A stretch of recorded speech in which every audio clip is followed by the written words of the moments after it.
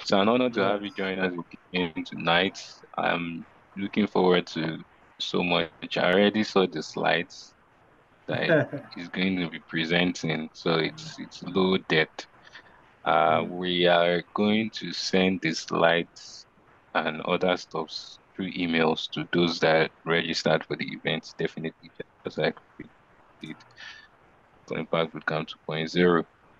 But it's better that you attend than read the slides yourself and listen to the person who have developed the slides. Without wasting much time, we have here with us Dr.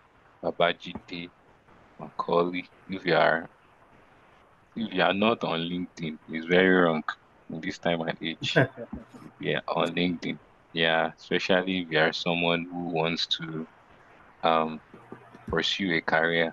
And I think even people who are business owners use LinkedIn these days. People who are like yeah, who are people who have their own businesses like freelancers also use LinkedIn today. So yeah, so as you can see on the screen, this portfolio is, I'm sure it's just a summary. It's just a summary of um his his entire work. And when one of the things that I want to say as we start talking about excellence in academics and career is that you know I think we should understand that excellence does not totally mean complexity. You can be excellent and be simple. Yeah, simplicity is also a trait of excellence, and that's one thing I have seen in Dr. Macaulay. Is a simple person, but you can see that he's very excellent. And by simple, I mean he is someone who you know goes, like, you can see it from when he talks, you can see it from when he writes. I can Like, he goes into the details. He likes to go into the details first, like start from here first, and then from starting from here, you can now go here. But a lot of people think, oh, excellent means, oh, I have to start from here, and they end up like modeling things up, and so you can see that if you check his career path, you can see he started from what he had, and then he did not stay with what he had. He kept pushing. You can see that he had his undergrad in Nigeria, and then he pushed for his graduate studies abroad, and then he pushed for his PhD abroad. And this is just a few of like the scholarships that he has won. And one highlight that he mentioned last year was he talked about his failures as well. So academic or career excellence does not mean that you will not experience failure, actually. He talks about the times when he got rejected after submitting applications and stuff like that. But then we are looking forward to, gleaning into his experience. I know he's someone who is practical. He's not just going to bombard us with grammar and, aspire to require to Maguire. Yeah, it's going to come with practical tips, practical steps, practical words, practical, and it's going to be real with us. And so please, as you listen, take notes, prepare your questions ahead for the session. And me, that I'm talking, I'm Victor Ojo, and this is Harris Folks. I'll give more details about who I am and about Harris Folks after the session, just so we don't waste our facilitators' time. Uh, before we continue, I would Victor, just like to say uh, a word of prayer. Victor, Victor, please, before you go on, it seems Sir, there is someone on the line who did not mute. So is really disturbing. Okay, please. Maybe So, you could just mute okay, everyone if you can.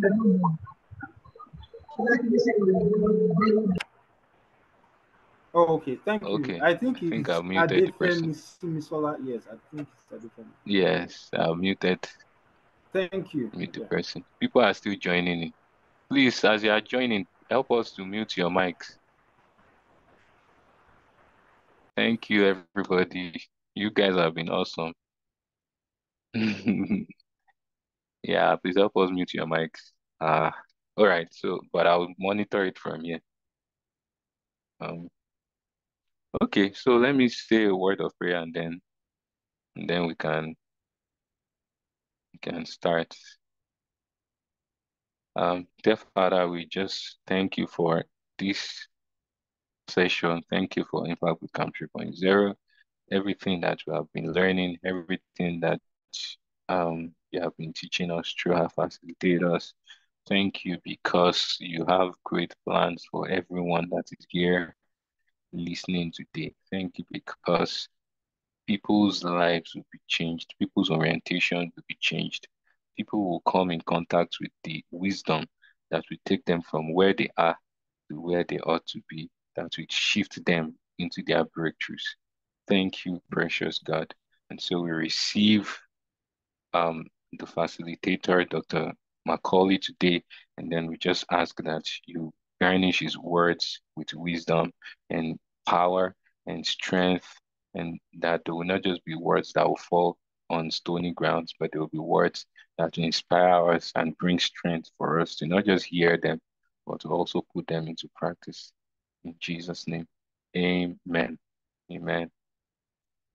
So, uh, without wasting much of our time, uh, I just want to say that I just want to read Dr. Macaulay's bio, and then I would finally hand over to him because it's important that you know who you are listening to. Uh, he Dr. Macaulay is a native of Lagos State, Nigeria. He's an academic and an educational consultant.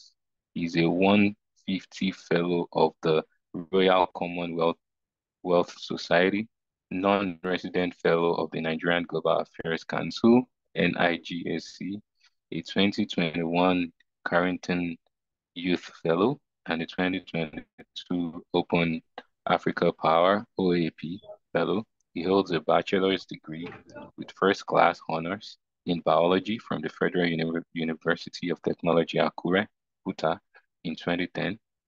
He then went on to win the highly prestigious Commonwealth Wealth Scholarship twice to fund his master's degree, where he also had the distinction in Sustainable Environmental Management from the Natural Resources Institute, NRI, University of Greenwich, United Kingdom. And he also got a PhD degree in environmental geochemistry and geomicrobiology from the University of Manchester, United Kingdom. He currently lectures in the Department of Biology, Environmental Biology and Public Health unit at FUTA, where he teaches environmental related courses to both undergraduates and master students. In 2018, Dr. Macaulay founded Illumania, www.illumania.org. I'm going to drop the link in the comment section when he starts talking. That link is very helpful for especially um, those who are looking to get CV reviews, SOP reviews, and all that. Is an online educational consulting outfit where he provides a wide range of academic support to students, graduates, and business professionals, including academic scholarships in the last 5 years. Illumania has produced over 264, wow, master's and PhD scholarship winners from Nigeria, Ghana, Cameroon, Kenya, Botswana, Liberia, and South Africa, attracting over 10 million US dollars in scholarship benefits. This feat earned him the Royal African Leadership Award in 2021, presented by the Oni of Ife, Oba Adeyeye Enitan Ogunwusi Ojaja II, and Nigeria's Federal Minister of Youth and Sport, Mr. Sunday Dare. In late 2021, created Wadi, a startup that connects African researchers to the resources they need to drive R&D in Africa.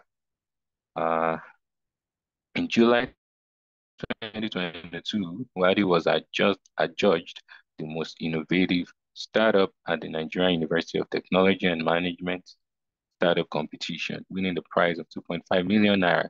And by the end of 2022, Wadi had amassed an additional 12.6 million naira in grant from the angel or impact investors. Babajide, Dr. Macaulay, has also recently completed an executive MBA program from the Contic School of Business and Technology, Washington, D.C., USA, through the Hyperion Scholarship, worth $10,000 to improve his business knowledge. Wow. Wow, so much accomplishments in his profile, and yet so much simplicity. I'm going to drop the link to his last session from last year. A lot of questions about like scholarships, how to find scholarship opportunities, how to apply, all those things were answered in that video. I'm going to drop the link to that as well in the chat section. But without wasting much time, I'd like to hand over to you, sir, the Macaulay. I'll stop sharing now. Okay, thanks a lot again, Victor, for inviting me twice in a row, I would say. Thank you so much. Yes, And sir. to everyone listening, thank you for joining. Um, I have a lot to talk about on my slides, so I guess we should just get Yeah. to it, right?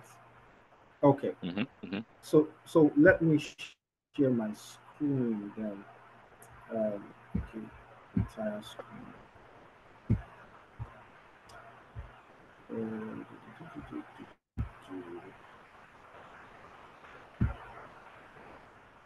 All right. Please let me know if you can see my first slide. Can you see my first slide? Yes, I can, sir. Okay. Just to confirm, I want to see if you can see my next slide. Can you see my next Y- slide? Yes, I can. Table of contents. Good. Okay, so we are good. That means it's working. All right. So thanks again, Victor, for having me. So I'm going to rush quickly because I think I have about an hour and a half to speak, and there's a whole lot on the slide. Yeah. I would also like to, should I say, expand on some of those points by using stories, case studies. So let me just Mhm. get to it so that I can maximize the time as much as I can. So I've been given the title Academic and Career Excellence to speak on. I'm happy that you combined academic and career because being an academic is also a career path. So we could Mhm. literally just say career excellence, um, Mhm. basically.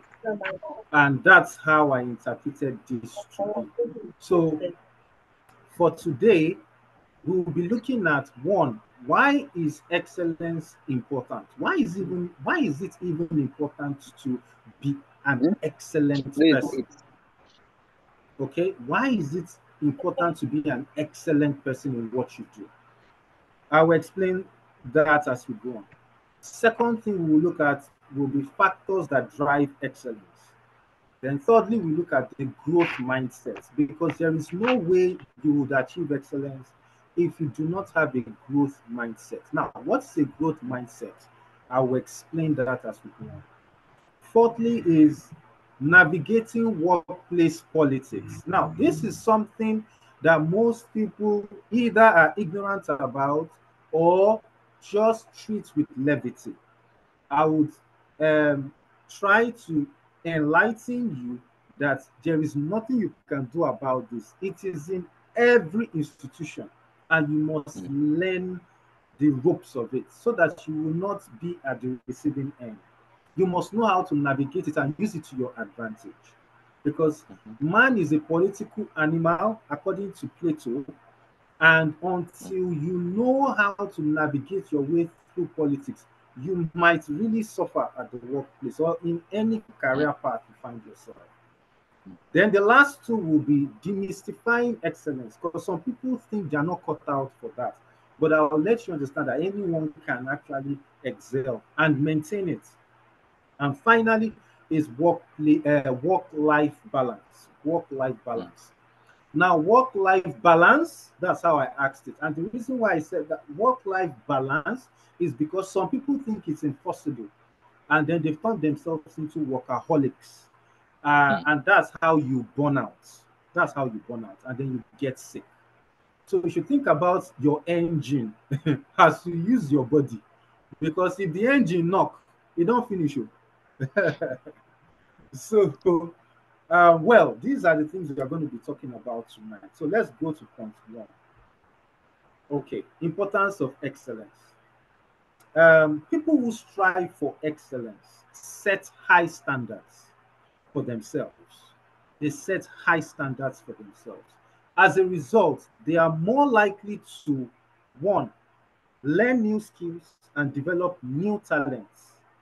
Two, prevent failure. Yes, you can actually prevent failure from happening because of the level of excellence that you carry. Okay. Three, be recognized by their employers and promoted accordingly. Four, finish what they started. Do you know the number of people who start things and abandon them? If you have an excellent mindset, that will hardly happen to you. Five, be resilient and determined. If you are an excellent person, true and true, barriers cannot stop you. Six, be reliable and dependable. If you are indeed an excellent person, you would notice quickly that your bosses will be giving you more work, because it's not because they hate you, it is because they know that you are reliable. They mm. want that work to be done. They won't give it to somebody that they know will abandon it. And that's the reason why there's a popular saying that the reward for a work well done is more work. More work. Okay? Because they will give you more work. Now, and it's because you are dependable. It's not Mm, because they hate you. So you need to understand that. Seven, be headhunted. Now, this happens a lot on LinkedIn. If you are an excellent person, it will show up in your profile and they will headhunt you. I've been headhunted many times on LinkedIn. Okay. mm. In fact, recently, I was headhunted by the people recruiting for Wigwe University. Wow. Wigwe University was founded by Wigwe. Sadly, the former CEO, MD of Access Bank, who lost his life, himself, his wife, and I think his son. It was really a sad tale. But he's left his legacies before he died. So he built a very massive private university in Port Harcourt. And I was headhunted by the people recruiting for Wigwe, and they were asking me to submit to send in my CV.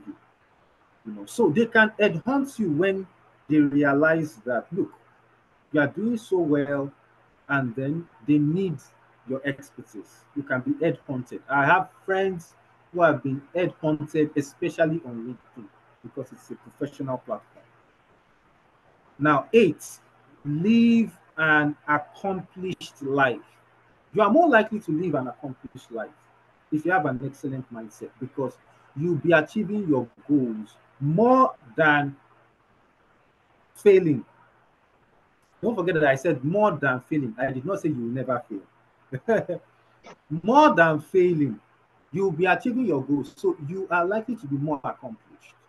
You'll be so content, you'll be so satisfied with some of your outcomes, some of the results that you get. And it helps you a whole lot. Why? Because nine, it will help you to be globally celebrated. I've been celebrated globally. In fact, recently the BBC interviewed me, and then they aired that interview on channels. So, and it went viral. Like my school, they were so proud to put it on their platform. Everybody kept calling me that they saw me on channels and all that. You will be celebrated. The Commonwealth Scholarship Commission also wrote a whole piece on my activity and published it on their website. And that's because I'm an alumni of that school and of that scholarship, Scholarship. and they've been watching me for over a decade, and they like what I've been doing, and they chose me as one of the case studies that they should write on, so that they can send that as one of the alumni that are doing so well to the UK government, and that will encourage them to keep funding the Keep Commonwealth. talking. Because if they can't see the outcome in the alumni of the scholarship, they will be like, should we continue to fund this? I don't think so. It's not working. But with people like me and other people that have been able to come back home, continue to improve their country, because that's the essence of Commonwealth. They would want you to come home, they want you to improve the country, and I've done just that. So I was an excellent case study, and the whole thing was written, published, and sent to the UK government to encourage them to keep funding the program. So you will be celebrated and you will be rewarded. You will be rewarded, of course, because your promotion will come, awards will come. I've been awarded by different organizations and individuals. So you just can't not want to be an excellent person. As a professional, you should really, really um, covet it. You should, should I say, you should all all your life. In fact, excellence should drive you. Excellence should drive you. Mm. All right. So next slide. All right. Factors that drive excellence. Factors that drive excellence. Set realistic goals. If you don't set realistic goals, you are likely to not achieve your goal. You are likely not to achieve your goal. You are likely not to achieve your goal. And if you don't achieve your goal, we can't say you're an excellent person. So you need to set realistic goals. The problem today is that young people set unrealistic goals. And that is partly because of the things they see on social media.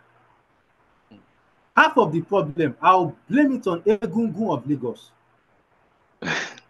Because that guy is always bringing different kinds of people and asking them, how much does this one cost? You hear 2 million naira, this one cost 3 million naira, your shoes cost 5 million naira, your hair cost 3 million naira. My good God, everything is 65 million naira on one person.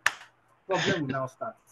Unnecessary intimidation, unnecessary um, expectations on yourself. And who put it there? You put it there by yourself. Because nobody has forced you that you must achieve those things in 2 years.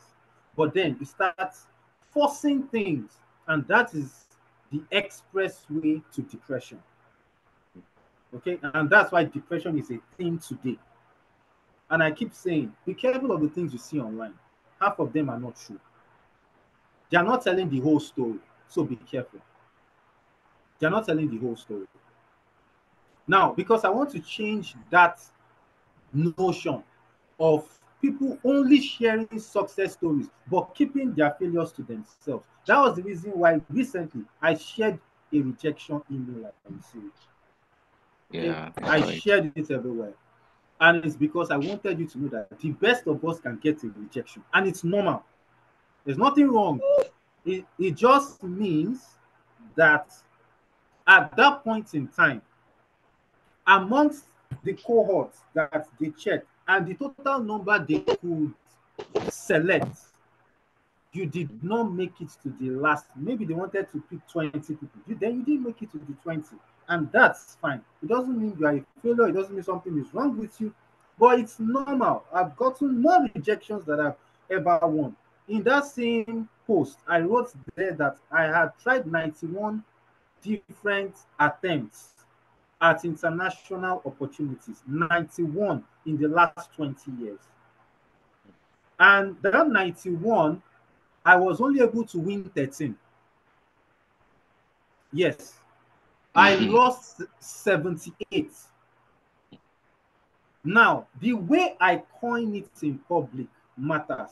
I can come forward and tell you, I've won 13 scholarships in 20 years. And you'll be going, oh, wow, wow, wow, amazing. Oh, wow, this is so amazing. But I have hidden some other information that will probably discourage you. That information is that in 20 years, I have actually tried 91 different opportunities. I've submitted applications. I know this because I keep records of things. People only keep record of their wins. Me, I keep record of my wins and my failures. That's why I know the total. They are 91, but I've only won 13. Okay, and it just tells you. But today, people would tell you this guy is a scholarship guru. But take notes, I have lost 78. Okay, but there is another thing I need to let you know. Most of the 78 that I lost, about 80% or 90% of that 78, I lost them up to 2020. That's where it ended. Okay, from 2020 to date, I think I have tried close to maybe 10 applications, and out of 10, I've won, I think, 7. So what's going on is that I am getting better. I'm getting better. You see, the failures, why is up to 91, is that when I started this journey, I didn't have a mentor. So I was doing many things wrong and I was chopping rejection like no man's business. Okay, so let me give a good example. My master's, I tried 25 applications. I lost 23. I did not have to do 25 because today, when I assist people, they don't do more than 5 and they've won. Yeah. Can you see that? Back then, I didn't have a mentor. I was just shooting sporadically. Today, I've become the mentor I never had. So now, people are more strategic rather than sporadic. Now I can guide you in a better way, and you will not have to do 20 applications before you win. But I had to do that because I was blind. But in the process of my failures, I became the guru because I have learned 1001 ways to not submit an application. So today I can proudly and boastfully tell you that I've become a guru because of my failures. So don't run away from failure. Sometimes it is to make you a master, actually. Okay?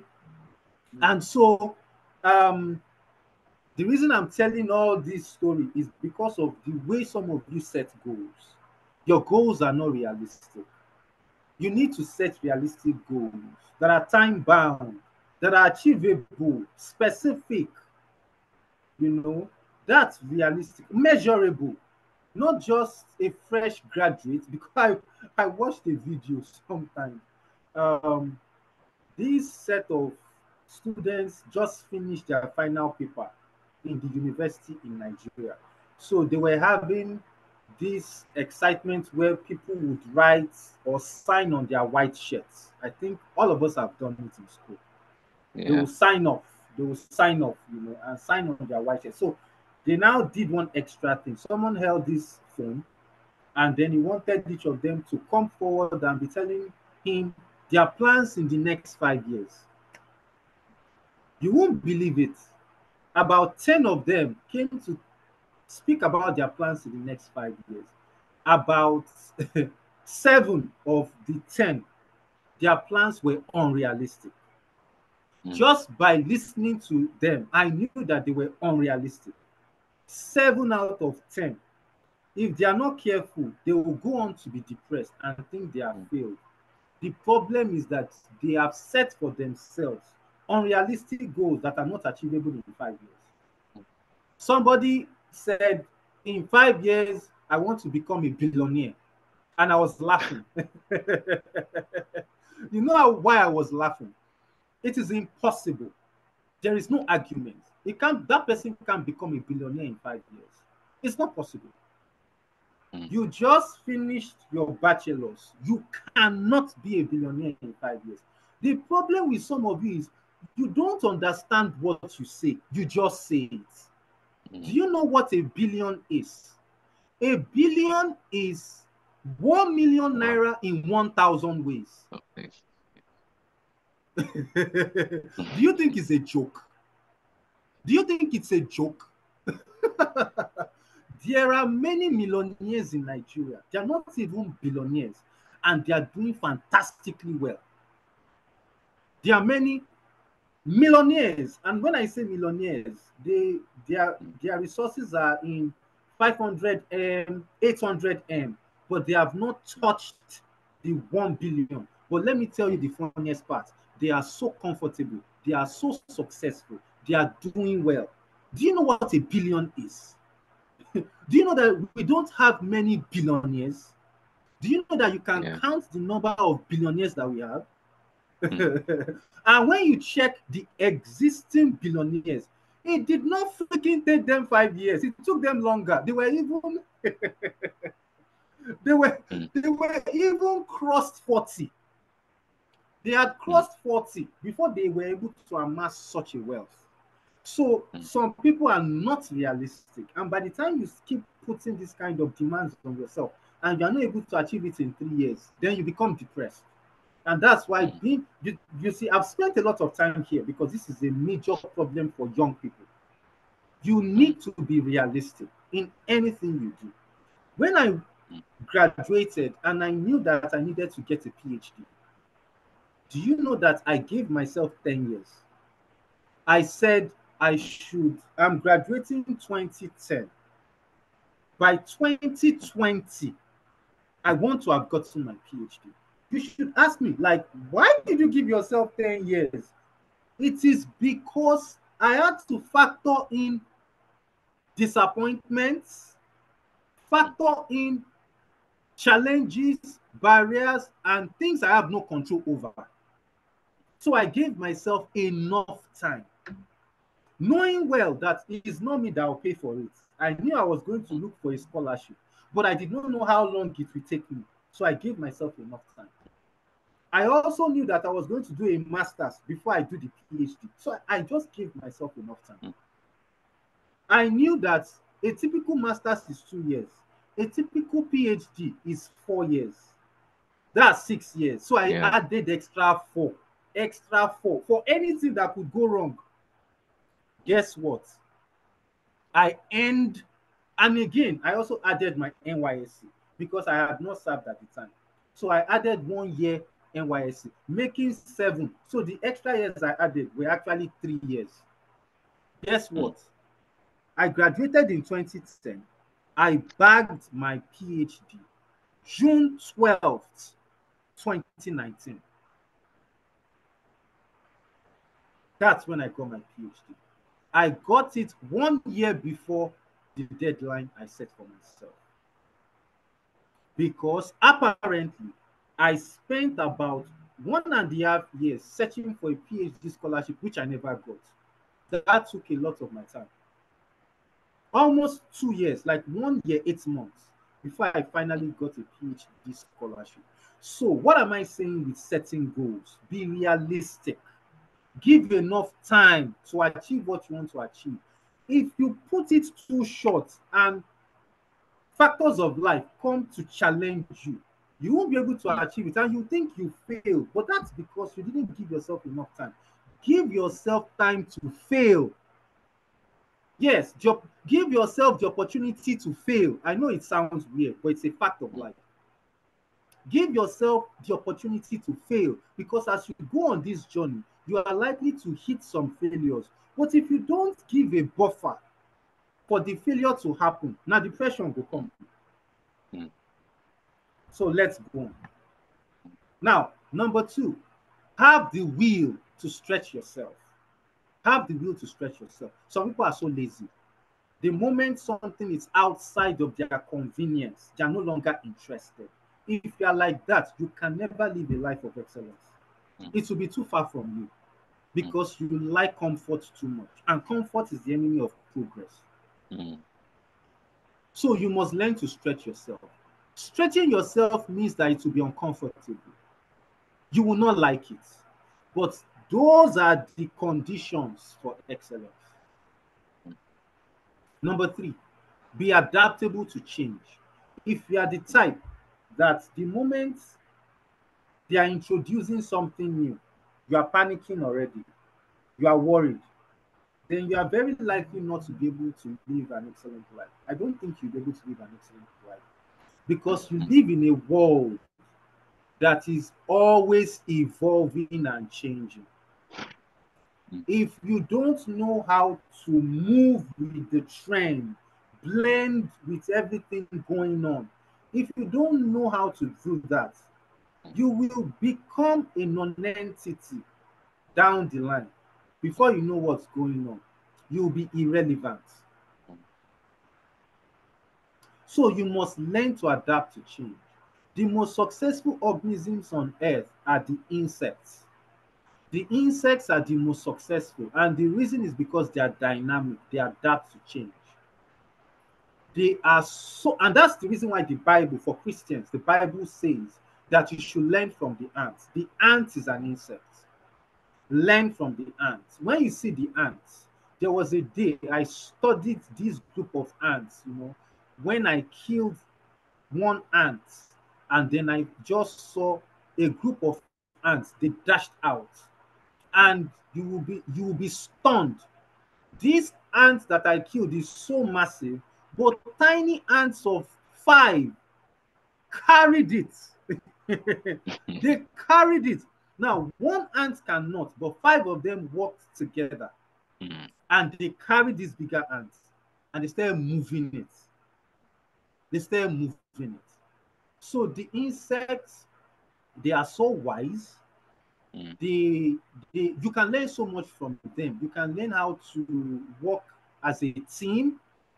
You can learn how not to be selfish because no ant devours the food that they find. They do not. Instead, they carry it away.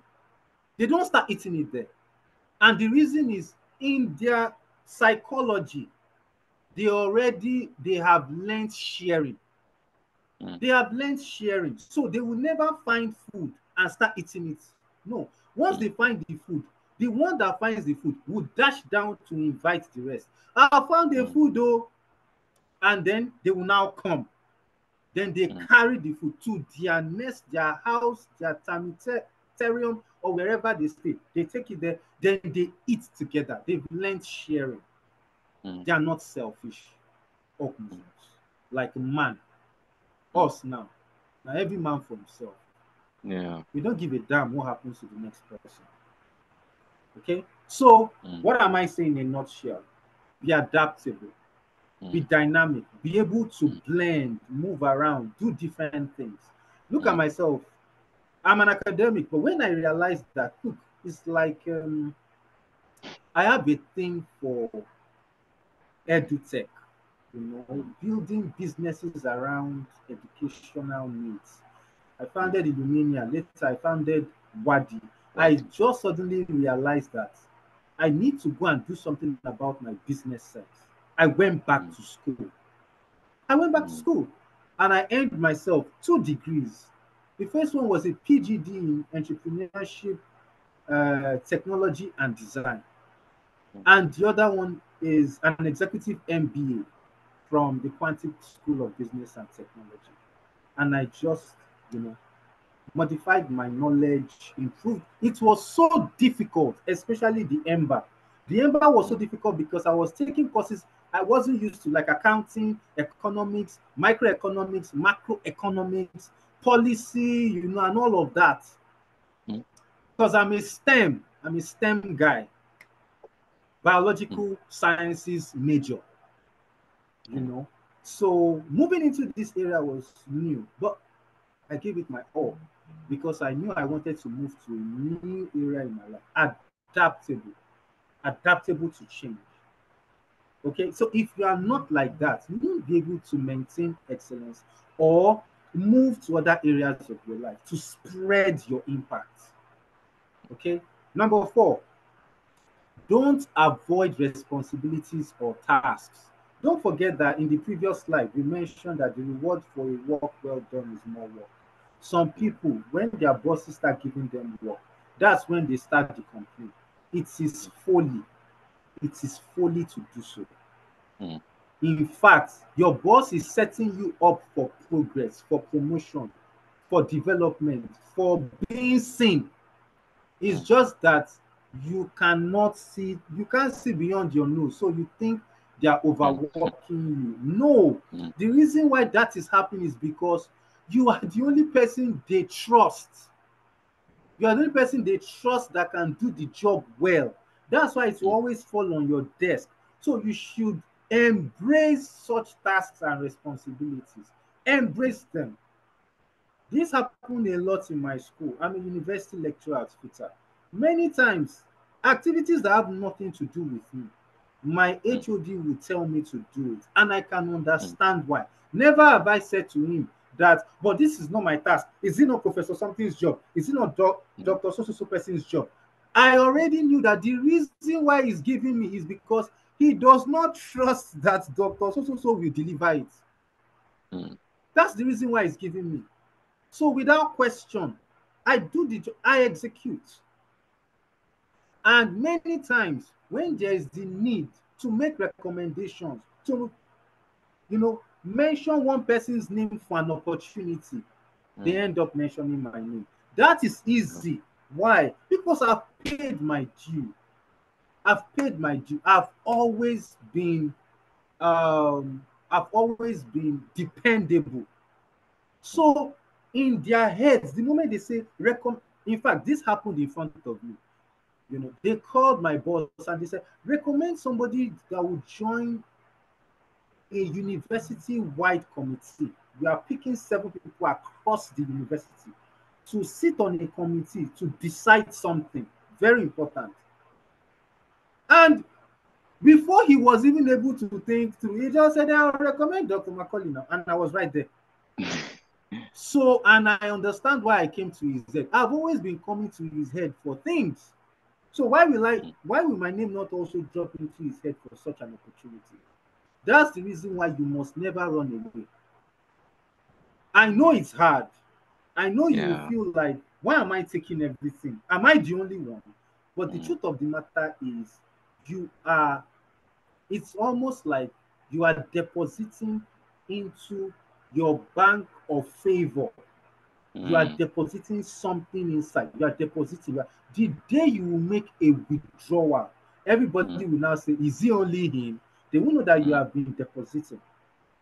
Okay. mm, Now, number 5, possess good communication skills. And I mean mm, oral and written skills. If you mm, don't know how to talk, you put yourself in trouble. mm, And some people think communication is talking. No, communication is not talking. Everybody can talk, not everybody can communicate. mm, What is communication? Communication is the art of sharing the content of your brain the way you want it shared to your mm. audience exactly, and your audience interpreting the content shared exactly the way it is in Exactly. your brain. Mm, That is communication. What I just said now, it is very difficult to achieve. How mm, you know that it's difficult is you'll be teaching a class, you will say something, you will now ask the people, oh yeah, what did I just say? You mm, will just hear people saying different things. mm, You will now be like, is that what you heard? Mm-hmm. Now, in the place of communication, you must understand that some people are slow at processing information. mm, You must also understand that some people will not get that information at one attempt. So, in mm, communicating, you must be smart to know how to emphasize things that they are likely to lose. And you must be able to repeat certain things to solidify the information. So, it is a very intentional means of conveying information. Very intentional. It's not just that you are talking loosely. You're just talking. Anything that comes to your mind, you just the talk, just the talk. You can talk and put yourself in trouble, and that's not communication.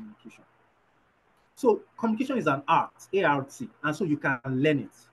And I used to tell people, how you know that you're a bad communicator is start looking at the way people complain about your WhatsApp chats.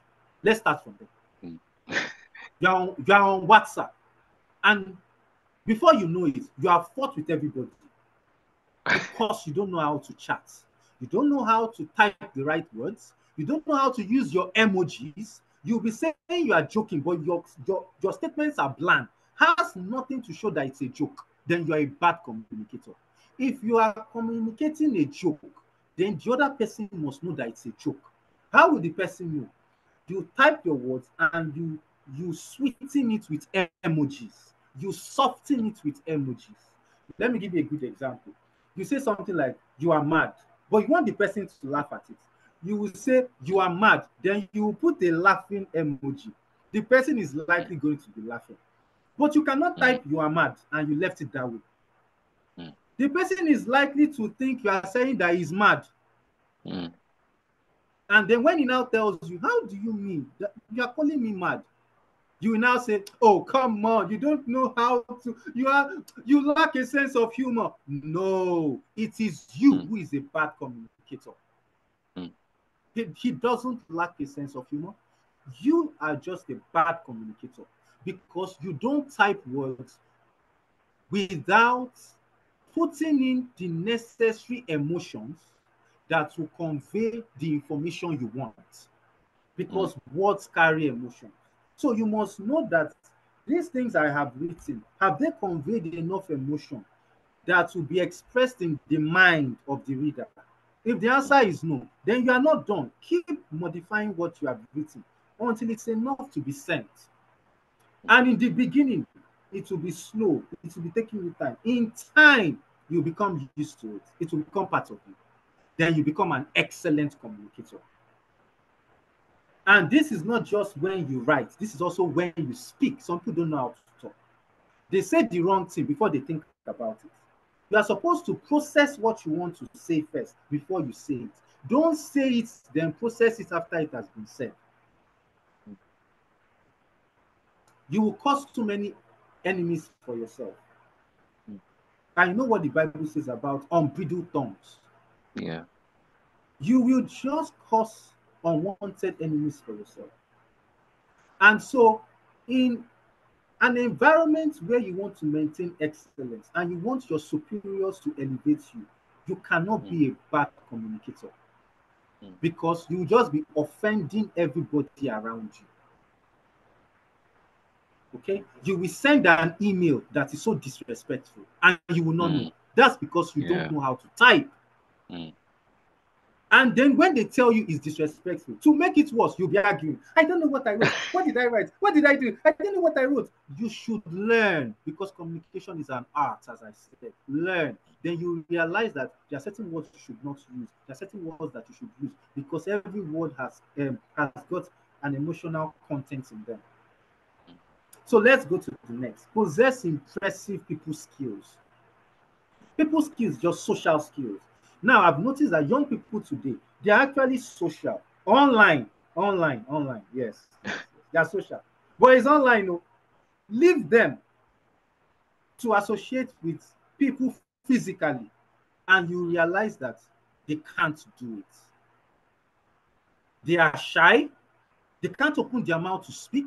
They can't introduce themselves properly. They can't hold a conversation. But mm, let them carry a phone and they're typing their lives away for the next 3 hours with a stranger 3,000 miles away. mm, So they are only social online. They mm, have lost social interaction skills, physical social interaction skills. I'm telling you, they might be like a lion on the internet, but they are so mm, shy like a rabbit when you meet them. mm, They can't open their mouth, they can't introduce mm, themselves, they can't hold a conversation. mm, And this is a problem. Trust me, especially when you get to the workplace, it will be a problem. So, how do you grow your career?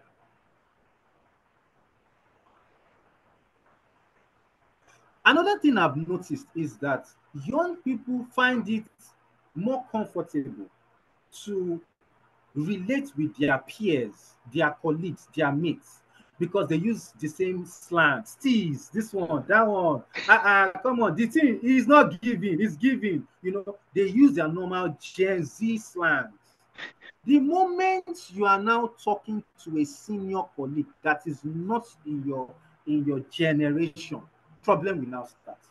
They don't know how to maintain um, a social relationship with older mm, people. They don't know it. They don't know how to do it. And I'm a millennial and I don't know, but I know how to deal with Gen X's. There are a lot of mm, them on my phone. mm, I know how to deal with them because I know exactly how they behave. And how to mm, deal with a generation is you must know how they behave.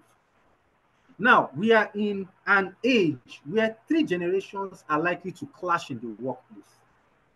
mm. We have the Gen X, and they are likely to be the MD CEO. Yeah. We have the millennials. They are likely to be uh, the Manager. managers and supervisors. Then we now have the entries, the new entrants, and the ones that are just growing into the company. They are the Gen Zs. Now you have those three. If you are a Gen Z, it means that your boss will likely be a millennial or a Gen X. The question is, how will you deal with them? If everything going on in your brain is Gen Z like, you will have a problem, and the problem will be massive. That means you must learn to understand the behaviors of millennials. You must learn to understand the behaviors of Gen Xs, and you must treat them like that. When you now get to your colleagues, then you guys can begin to cruise as una dey cruise now. Make una dey cruise. As una dey cruise. Just dey cruise dey go. But the moment you are speaking to your boss and he's not a Gen Z, you must know how to switch. No, nobody taught me how to deal with Gen Xs because I have them as bosses. Nobody taught me, but I knew because I've studied them. They carry respect for head like no man's Yeah. business. Millennials are more liberal. We are very liberal Mm, because we are the intersection of the old and the new. Okay, mm, so we are a bit more liberal. Although we are very our our traditional side is higher than the liberal side. It is the Gen Z that is fully liberal, Libra. but the millennial, is a blend of both worlds. So we, Yeah. we, we know they carry the respect in for head. Whether you call me doctor, you call me mister, but call a Gen X that is a doctor, mister. He can stop you and say, I am not Mr. Macaulay, I'm Dr. Macaulay. That means you must not get it wrong. Yeah. Just and don't judge them. It's their generation. Mm, Give them what they want.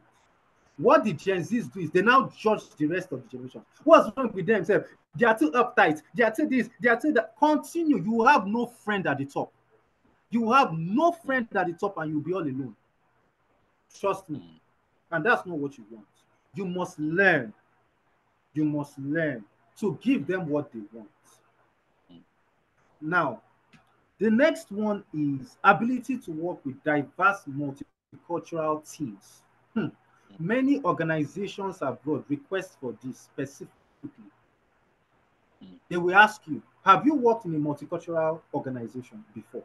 The reason is because they know that when you end up in their organization, you will meet people with diverse backgrounds, beliefs, mindset, religion, and so on, nations, ethnicity, mhm, races.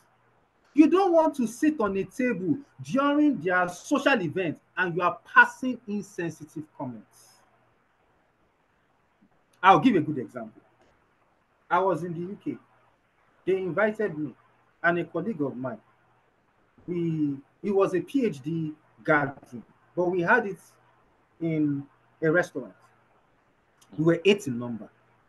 Amongst us, there were Arabs, there were Mexicans, Spanish, British. then Africans, and Black British. 8 of us. We sat down. Wow. And it was also a blend of religion. So we had atheists. We have now understand that there are atheists. So it's not your duty to be policing them around like you are God.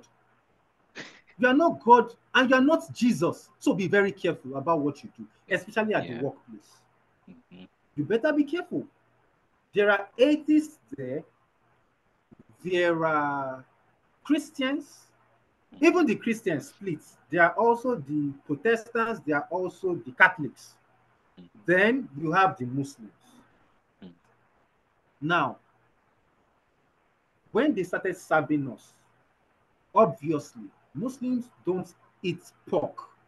Yes. Now, there is something they call lamb, and lamb is basically the lamb that is basically from pork.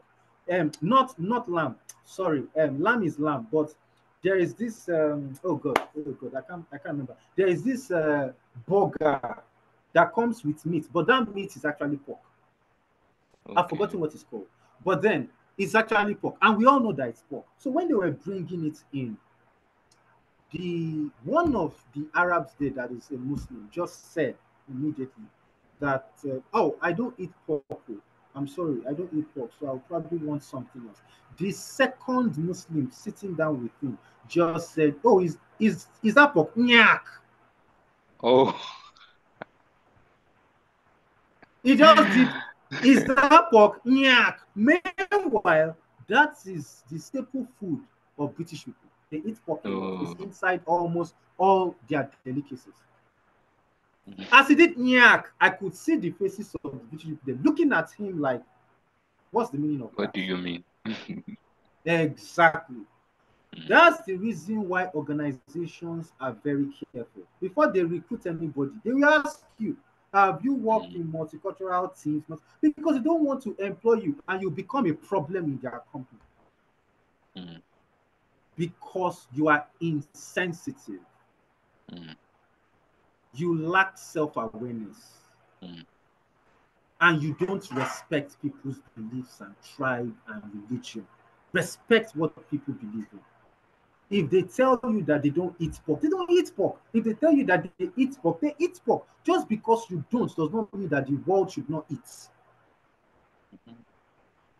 And you see, that's how you have to start teaching yourself so that you will not make insensitive comments that will put you in trouble. Yeah. And this also goes for people that carry stereotypes up and down, stereotypical mindsets up and down. And we do that a lot in Nigeria.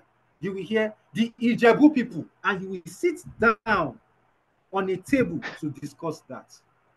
How insensitive of you.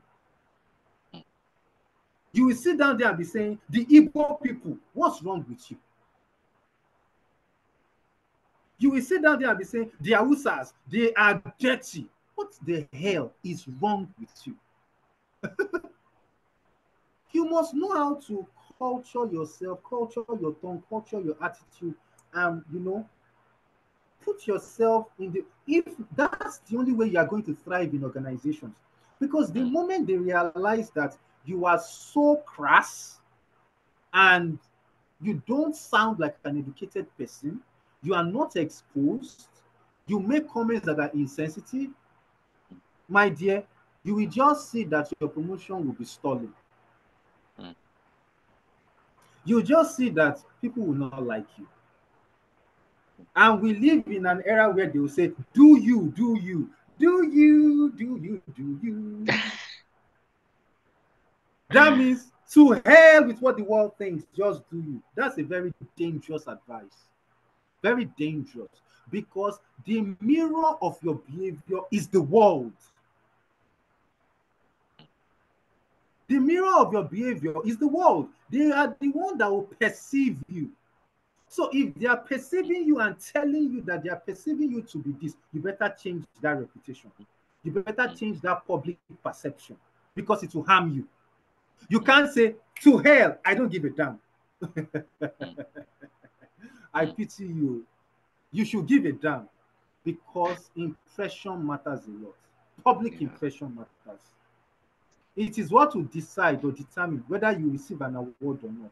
It is what will determine whether they will invite you to a table that is exclusively for some special people. The mm, moment they have a perception of you, you are not going to get near that table. mm, You need to care about what the world thinks of you. It is mm, important because it is an indicator of um, you know, the perception of the people around you. As I said, it is the mirror of your behavior. mm, They are like the mirror of your behavior because you can't look at yourself. You can't see yourself. It's people that will tell you the way you behave. It's people that will tell you how your expression sounded because you can't hear the sound of your voice really. You can't mm, really hear the sound. It's people that can hear it and tell you that it's somehow mm, to you is normal. But the moment they start telling you mm, that, take it seriously and start working on it. mhm, mm, Okay? Now, create a pioneer mentality. Be a pace setter. For you to be excellent, you need to have a mentality that is different from those around you.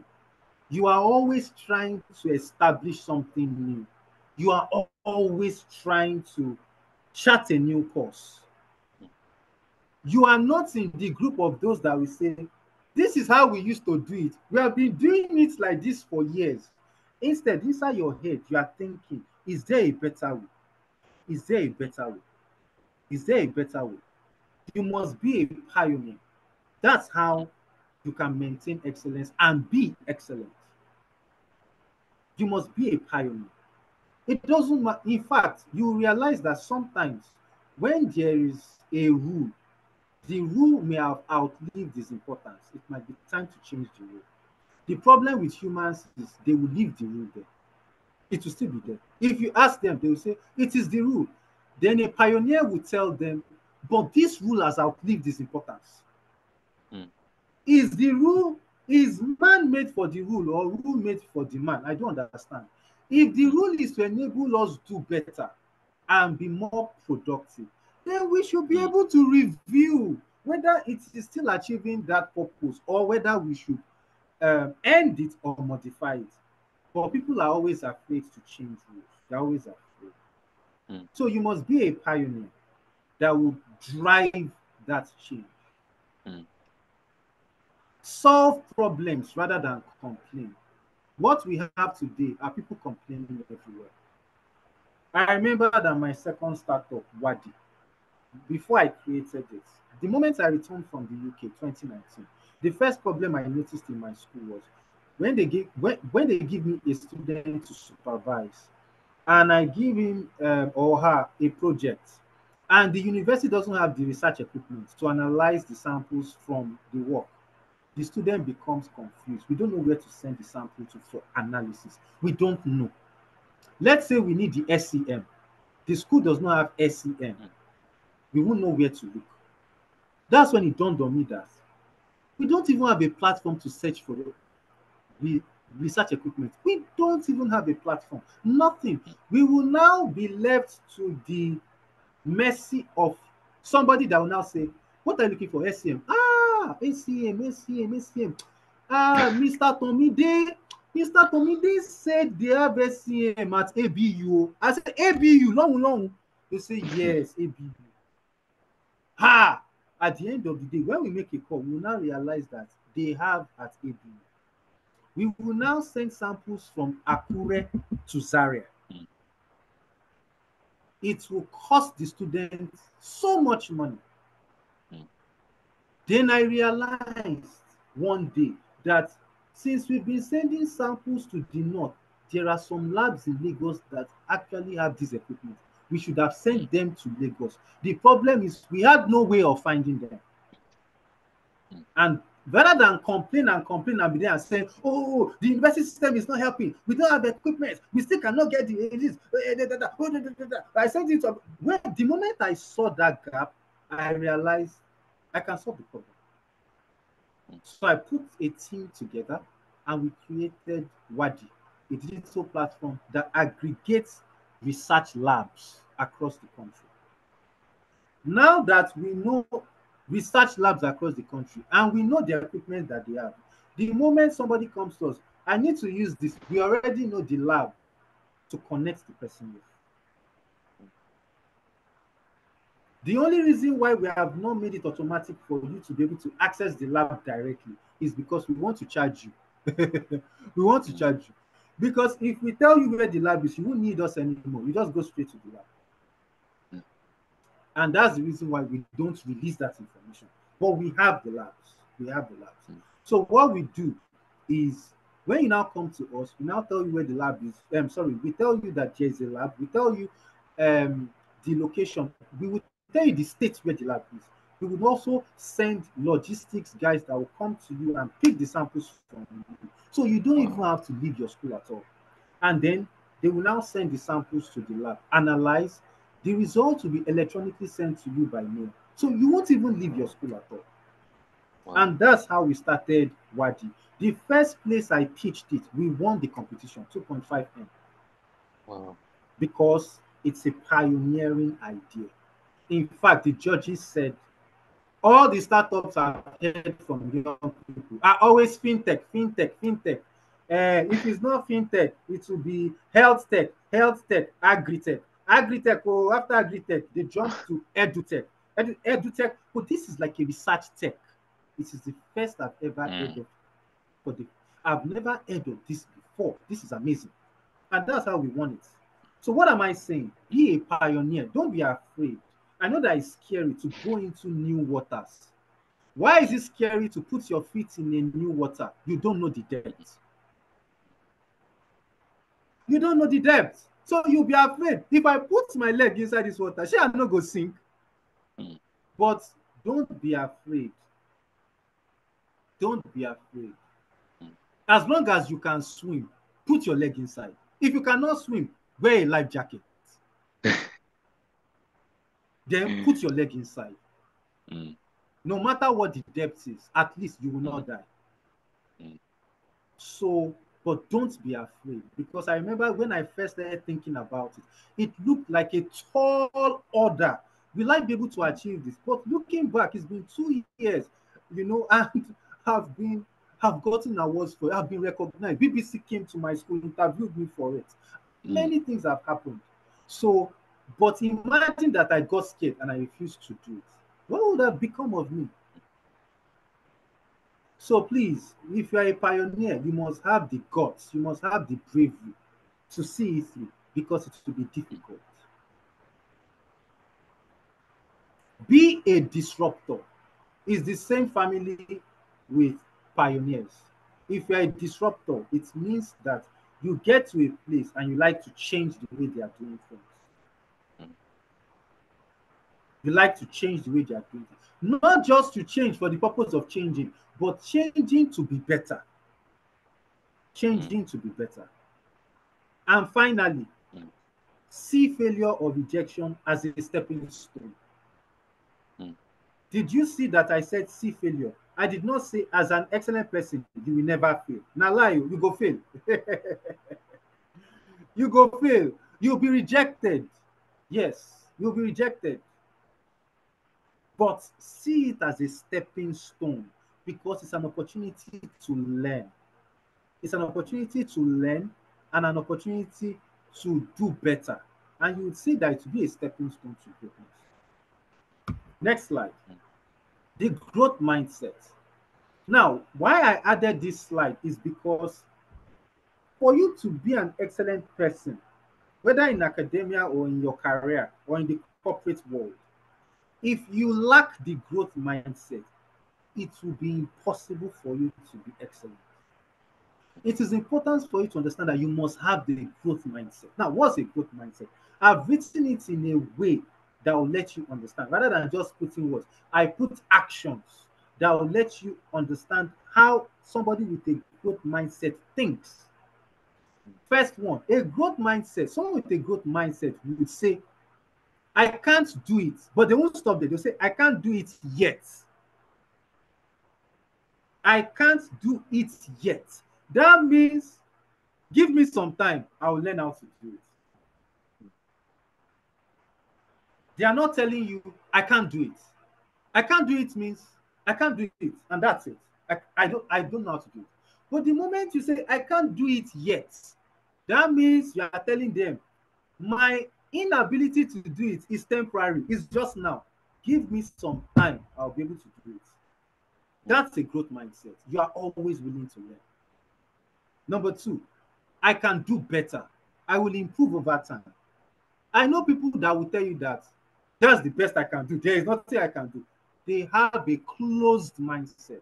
They have a mm, fixed mindset. That's not a growth mindset. A mm, growth mindset does not put a barrier to the things they can do. mm, In fact, you will hear something like think inside the box. For somebody with a growth mindset, there is no box. mm, There is no box because a box is limiting. There is no box. They will now say, think outside the box, Abby. In fact, there is no mm, need to say outside any box. Just say, think limitlessly. Think mm, without walls. mm, Think without walls. mm, Number three, I will stop that negative habit. That's a growth mindset. Some people have a negative habit and they've been telling them about it. This habit is not good. This habit, but they don't give a damn. They just don't give a damn. mm, Such a person can never be an excellent person because at the end of the day, it's your habit and character that will sink you. I want to learn a new skill to advance my career. That's a bloody growth mindset mm, because someone with a growth mindset is constantly learning. In fact, is a lifelong learner. mm, If plan A doesn't work, I will try plan B. Aha, this person is dynamic. This person can adapt to change. This person is not fixated on one way of doing things. Because if you are fixated on one plan and it fails, then you are doomed. mm, You must have a plan B. I will set a new goal after achieving an old one. Aha, that means you are ambitious. You are constantly ambitious, and your ambition is constantly evolving. Because the moment you achieve the first one, you have set another one. That means you would never get to a point in your life where you be contented. Never. You will constantly be looking for the new win because you are naturally ambitious. And that's a growth mindset. You can't be satisfied with where you are. You can't say, I'm done. That's it. It's enough. Then you stay there. In no time, you'll be redundant. mm, This challenge is an opportunity for me to learn. mm, Exactly. See a challenge as a learning opportunity, not mm, as an opportunity to flee, to run away. No, it's an opportunity to learn. Some people are so afraid of a challenge. The moment they experience the slightest challenge, they just give up. mm, That means you can never be excellent if you are like that. I need you to change your mindset. See challenges as an opportunity to learn. mhm, This failure is a lesson. Aha. Some people see failure as doom. I failed. I am doomed. That's the end of my life. No, mm, it's not the end of your life. It's a lesson. Just learn the lesson. As a matter of fact, failure is a phase. It's not going to last long. Sustainable success only comes with continued effort. Exactly. So if you are the type that you don't know how to maintain effort over time, that is sustained effort, then how can you maintain your success? You won't be able to maintain your success because you need sustained effort to achieve maintained success. I do not have to learn from my own experiences. Absolutely. Some people want to learn from their own experience. If you are like that, you have a lot of regrets in your life. So rather than always learning from your experience, learn 60% from other people's experiences so that it cuts down time wastage in your life. Then the other 40% can be your own experience. mm, If you learn from other people's experiences, it reduces time wastages in your life. Because if you think you must always learn from your own experience, then trust me, there will be many regrets in your life. Because and there will be many delays. There mm, will be many delays. Even if you want to learn lessons from the mm, experience, it would have already caused a delay. mm, Next slide. Navigating workplace politics. Navigating workplace politics.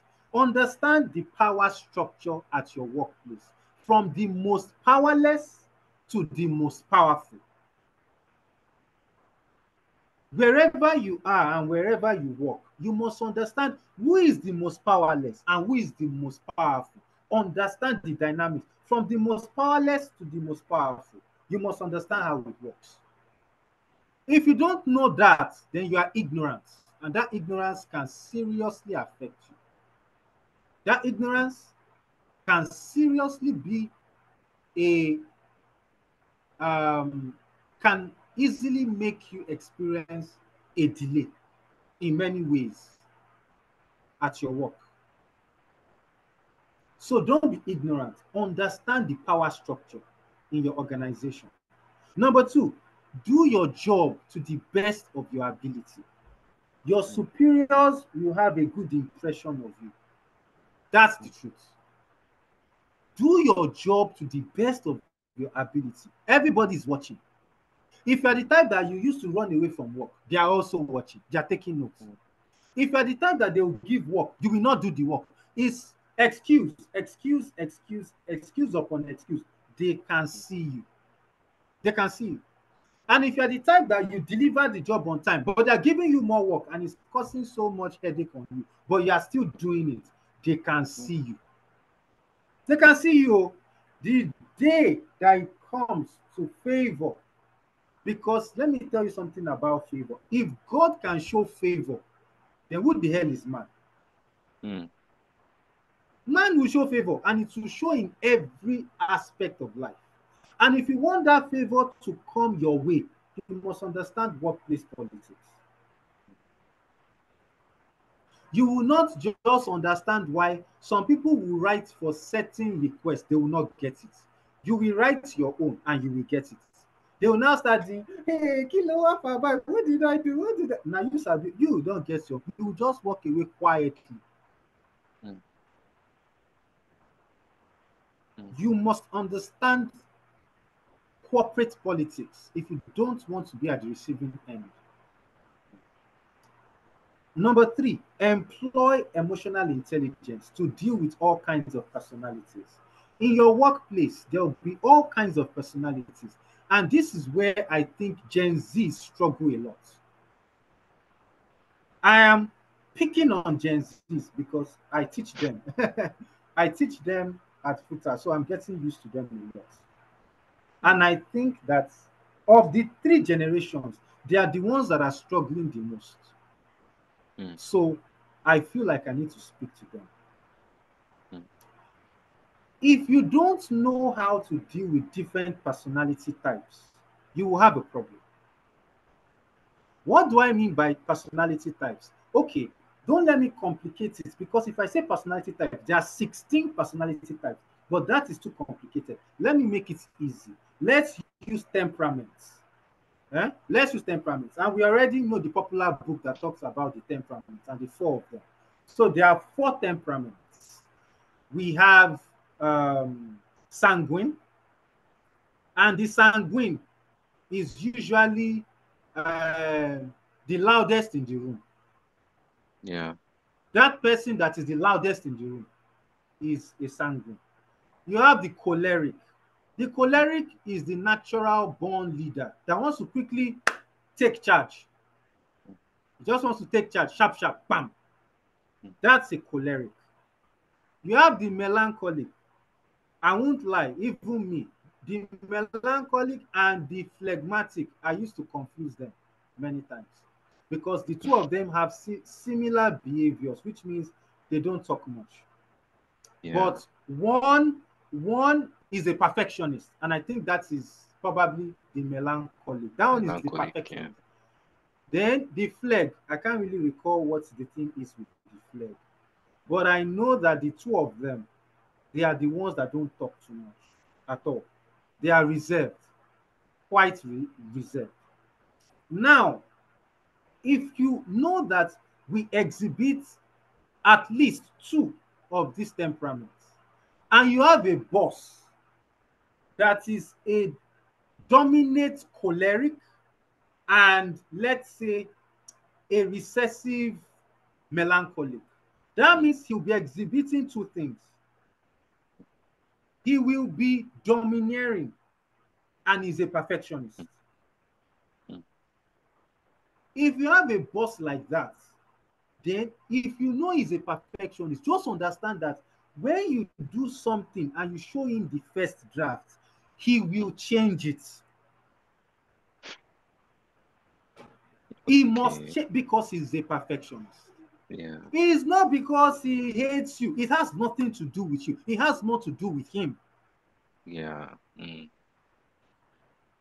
A perfectionist always wants to see their voice in whatever they are approving. mm, So when you send that email and you are trying to say, sir, this is the email, is it okay? That voice of that email you sent is your voice.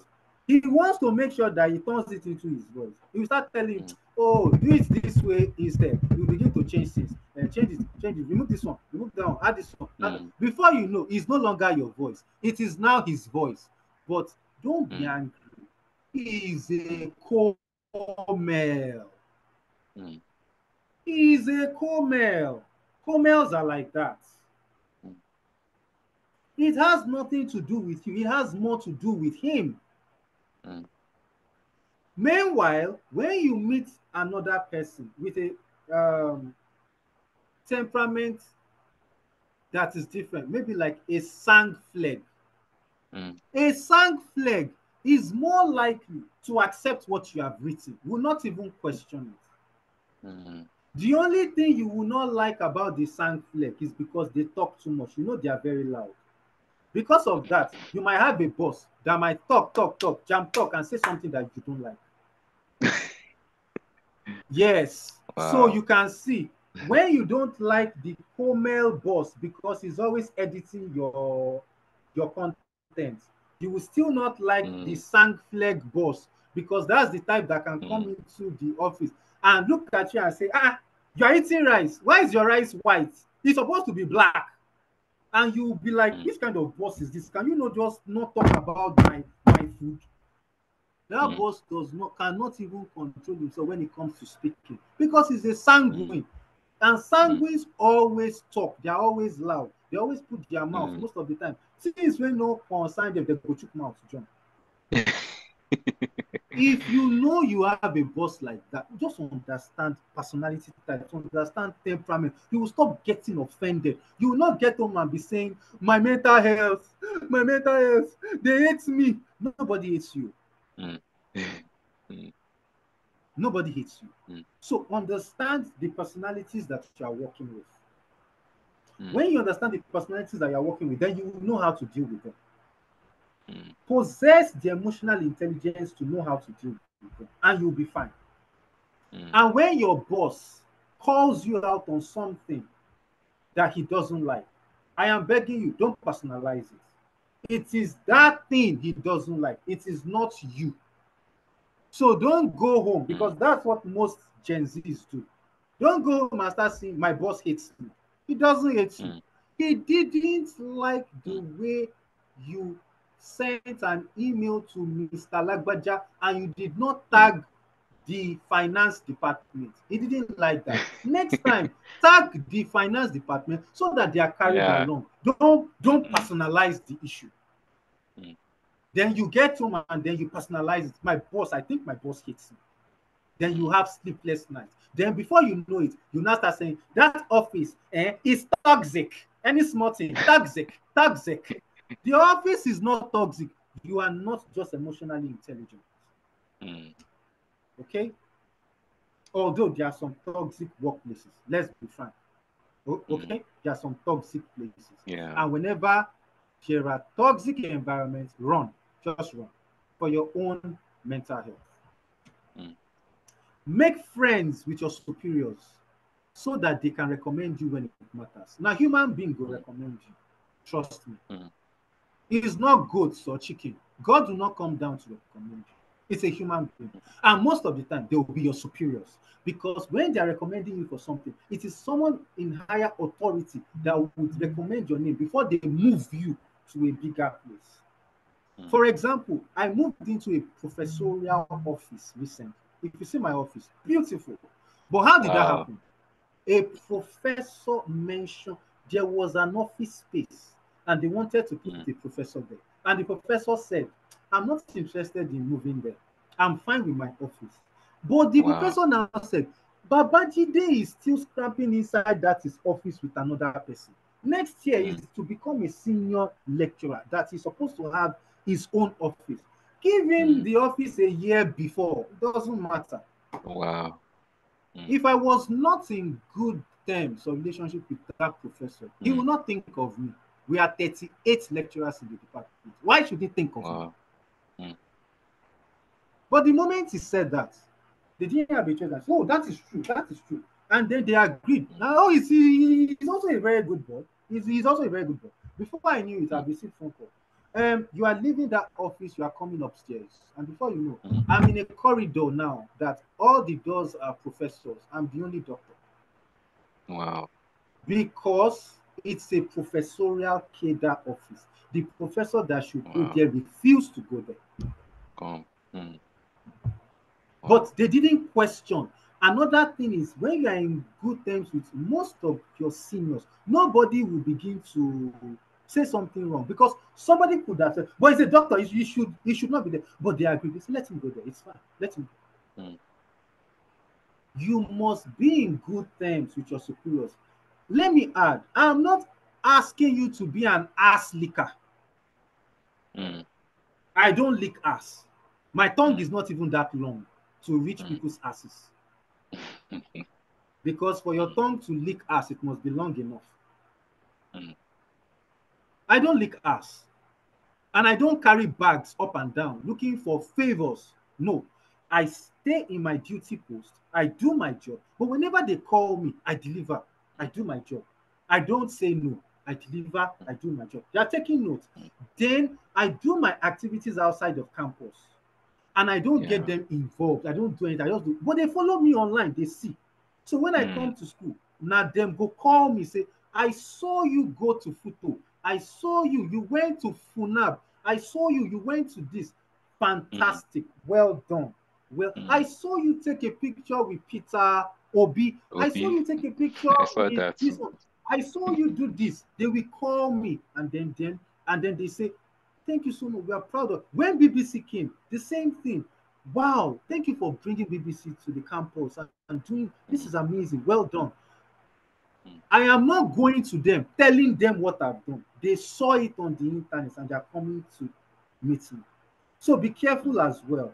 That takes me to Mm. the next point. Let someone else put you in the spotlight, not you. Mm. Let someone else put you in the spotlight. And what do I mean? The BBC interview I did, the person who started telling everybody around the school was my dean. The dean of my Mm. faculty just started sharing the video across the university. I did not share it myself. Mm. Imagine me sharing that video myself. What perception do you think they are going to have of me? Yeah. But it was my dean. My dean saw it, he was so happy and he started sharing it across. And the moment he shared it across, people see me now on campus and say, I will hear something like, he's the one, he's the one. And I'm like, hey, it's a family. Means that I was hiding my head. Now everybody knows who I am. Mm. Finally, be self-aware. You Mm. cannot live your life acting ignorant and be saying, I don't know what's going on. Don't be far removed from reality. Mm. Be self-aware. If not, things will be happening around you, and you'll be the only one who would not know that they are happening. mm, mm, So be self-aware. I mm, think this is almost yes. So I'm almost done because I need to wrap up now. mm, Demystify, yes, demystifying excellence. Oh, wait, oh, okay, yes. Demystifying excellence. Now, this slide is important because some some persons think that this conversation we're having is just for a selected few. No, it's not. Anybody can achieve this. Number mm. one, academic career experience. Or sorry, not experience, it should be excellence. That's an error. Yes. Academic career excellence is only for highly talented and brilliant individuals. Mm, That's a lie. mm, That's a lie. It's for anyone who is willing to put in the work, they will excel. mm, mm, Number two, once I fail, I am doomed. Who told you that? mm, How can you grow if you don't fail? mm, How can you learn if you don't fail? mm, You are not doomed. It's an opportunity to learn. It's an opportunity to even re-strategize on a different direction that will be better. mm, Let me quickly add this. My PhD applications, I was applying. See, I still applying to some schools that were top schools. When they were rejecting me, I now deliberately started going for cheaper schools, mm, schools that are not highly ranked, thinking mm, that mm. it will improve my chances because I did not want to fail again. Guess what? The ones that were poorly ranked too, they did not pick me. They rejected me. Ah, the team pain me. Oh. I say, look at these schools that I'm even trying to help. Eh? See these schools that I'm trying to help. Una rejects me. Hey, Jesus is Lord. That was when I realized that hey, anybody feel chop rejection, the thing can't they pay me. The thing now started turning Mm, to something else. At some point, I even felt that the grace of God had left me mm, because I was getting something called near success syndrome. They will want to pick mm, 10 people. They will select 30 people for interview. I will be in the 30. By the time I mm, do the interview, they will select the 10 people and I will not be there. mm, So I called it near success syndrome. And that was happening to me a lot. mm, But thank God I did not give up. I kept applying. Then at some point, I mm, told myself, Jide, think highly of yourself. Think mm, highly of yourself. If you see a school that has got the course you are looking for, it doesn't matter the ranking of, even if it is not number one in the world, go and apply. mm, And that's how I continue to apply. At the end of the day, when the scholarship came, it came from a top university in the world, Manchester. We ranked 25th in the world, number 6 in the UK. wow. Yeah. And I started telling myself that, wow, thank God that while I was failing, I was learning. Mm, So who told you that when you fail, you are doomed? No.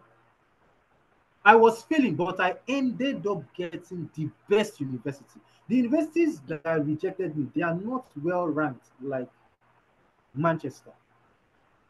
In fact, to tell you how desperate I was, I applied to a school in Thailand.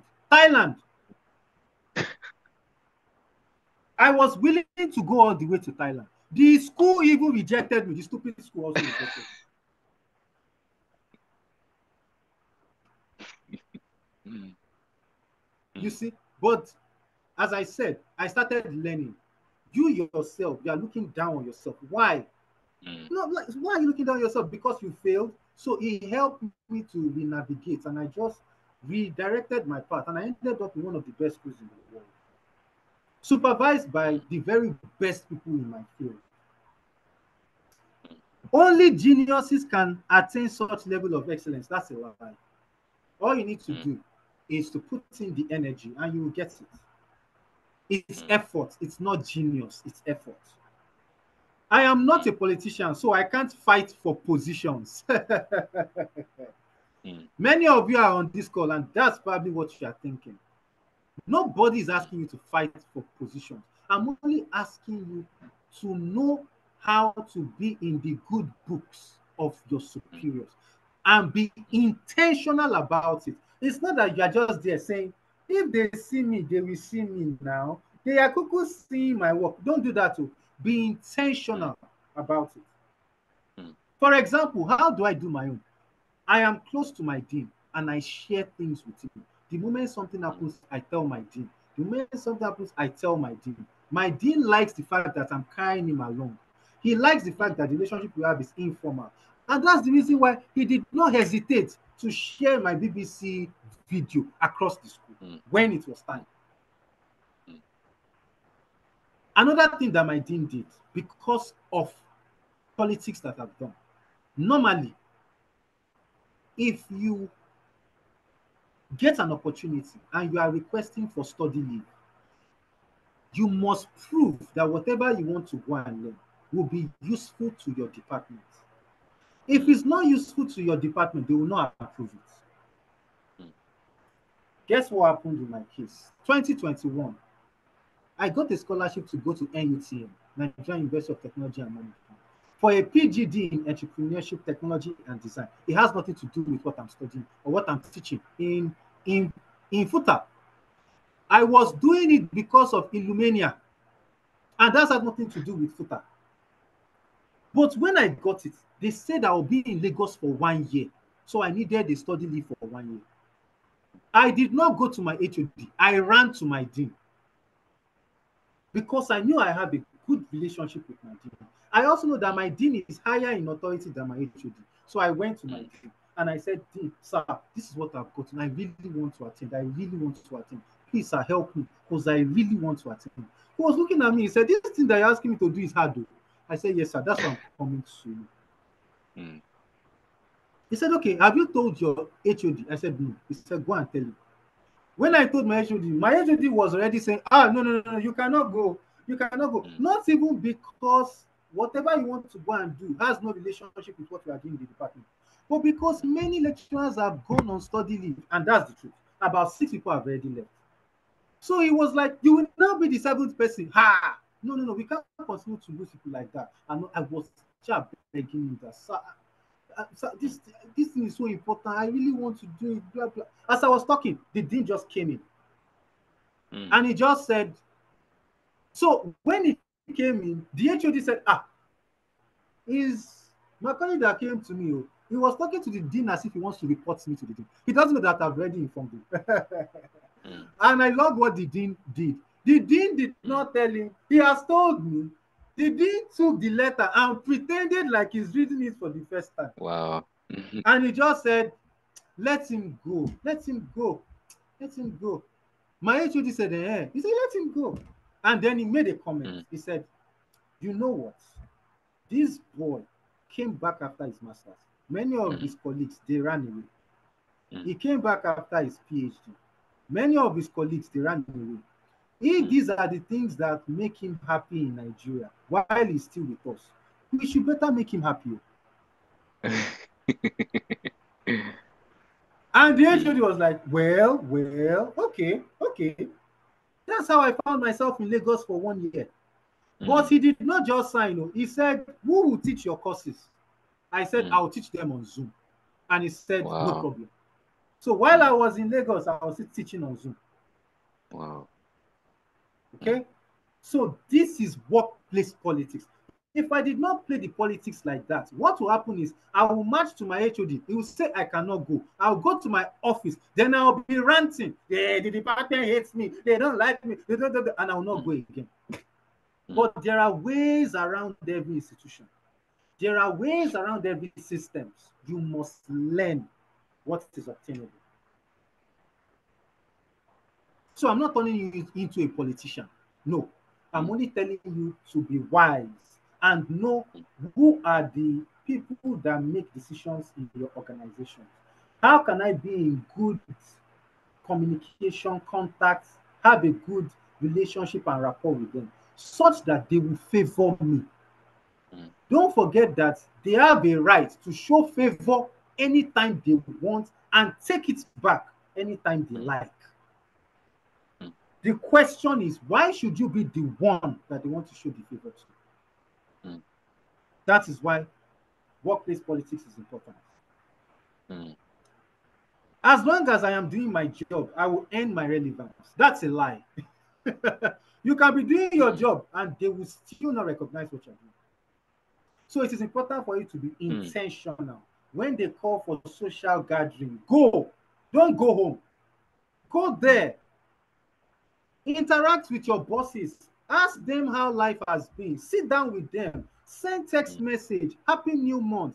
Happy New Mm. Year. Happy Mm. this one, sir. This, let them receive your messages. Mm. Be intentional about establishing a good relationship Relationship. with your superiors. That is when you will probably be rewarded for your job well done. Because many people are doing good jobs, but they are not rewarded. Mm. I need to be a workaholic to maintain excellence. You will just burn Mm. out. Mm. No, you don't have to be a workaholic. You don't have to be. Mm. So you must learn to delegate. Mm. My habits can never change. I was born with them. That's a lie. You did not bring anything from heaven. Mm. Whatever you do today that has become part of you learned it while on earth and you can unlearn all of them. Mhm. So that is a lie. If Mm. there is a habit you're complaining about, unlearn it. It is Mm. difficult, but it's not impossible. Mm. Finally, my personality type is a disadvantage. That is not true. Some people will tell you that I'm an introvert. So, how do you expect me to blend with all these people? Come out of your shell. That's what Mm. you do. The person speaking to you now is an introvert. I am an introvert.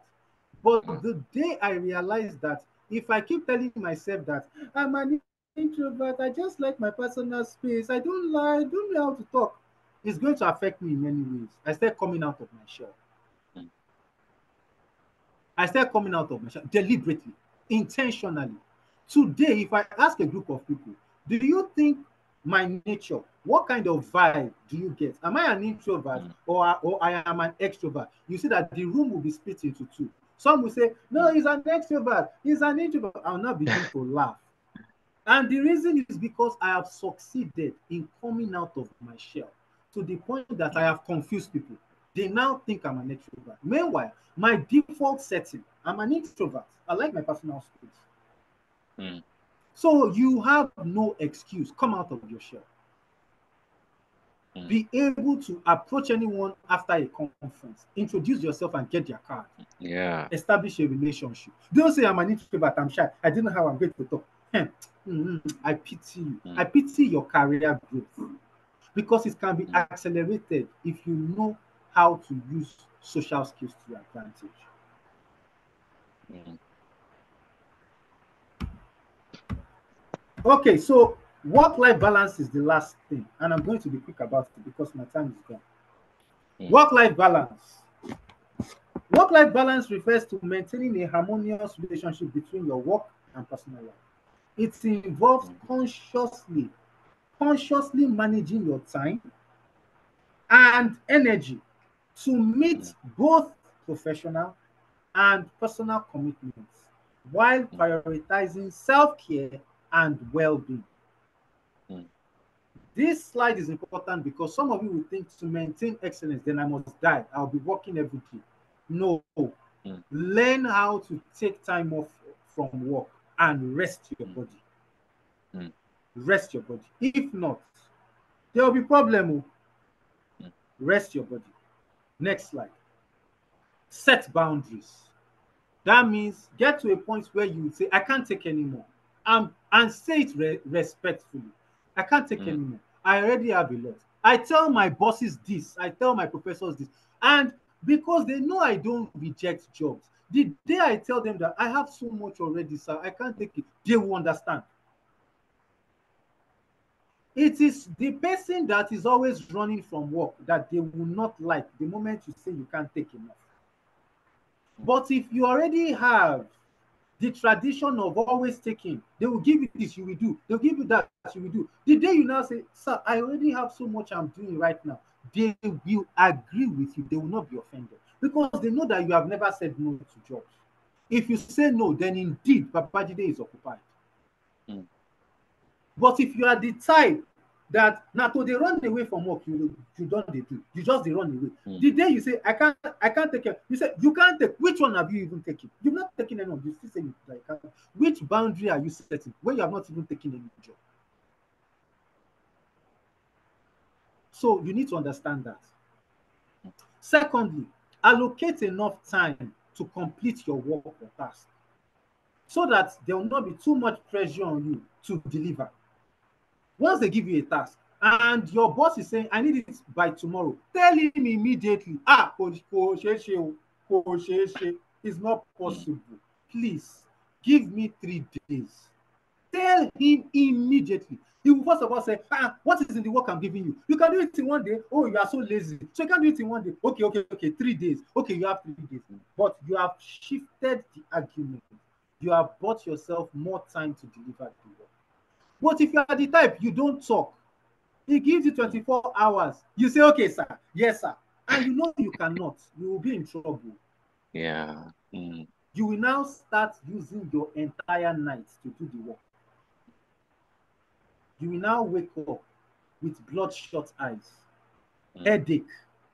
mm, You will now say, his work is my boss, they gave me work. Why you no fit tell them mm, say you no fit do am for one day? mm, So you must tell them that you need more time to finish your work. Thirdly, spend time on activities that replenish your strength. For me, it's movies. I love movies a lot. okay. As a result, almost all the movies on Netflix, I don't watch them. So the problem I have with my Netflix now is that I'm always waiting until they bring in new films because almost every time I don't watch them, I'm tired of them. I don't watch this, I don't watch that one, I don't watch this, I don't watch that one. Mm, Or some are not just interesting. So once I interesting. just start Mm, and it doesn't make sense, I don't already give up. So I'm constantly waiting for them to release new films. So you can understand when I receive an email that says, Babajide, we've just sent 3 movies. Sharp, sharp, I don't go. I don't go check the 3 movies. So this is one activity that replenishes me.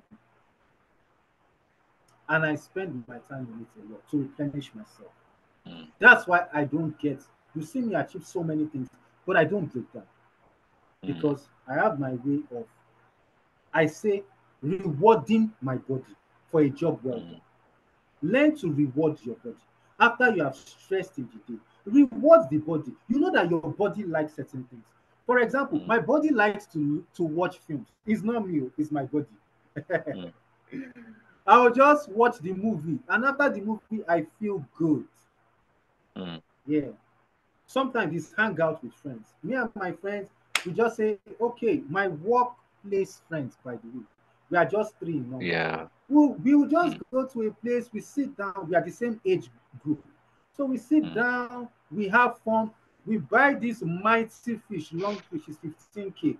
Buy the long fish, we begin to chop. As we dey chop am, we just dey gossip. I will not lie, na gossip we dey gossip. wow.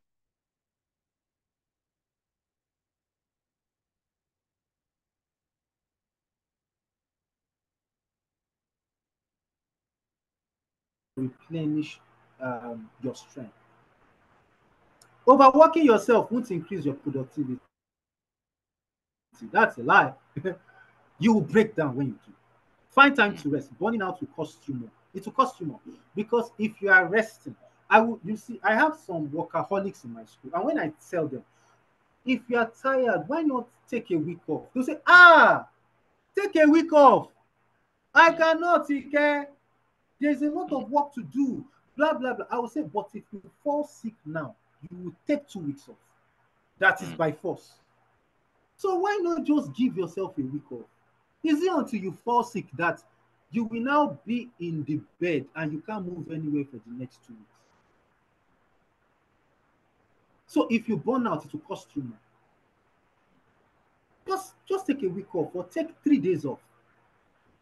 Practice solitude. Many people don't know how to be by themselves.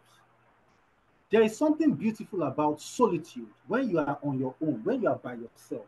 It enables you to do something called self reflection. It enables you to start thinking of many things. In fact, it is in the place of solitude that beautiful ideas are born.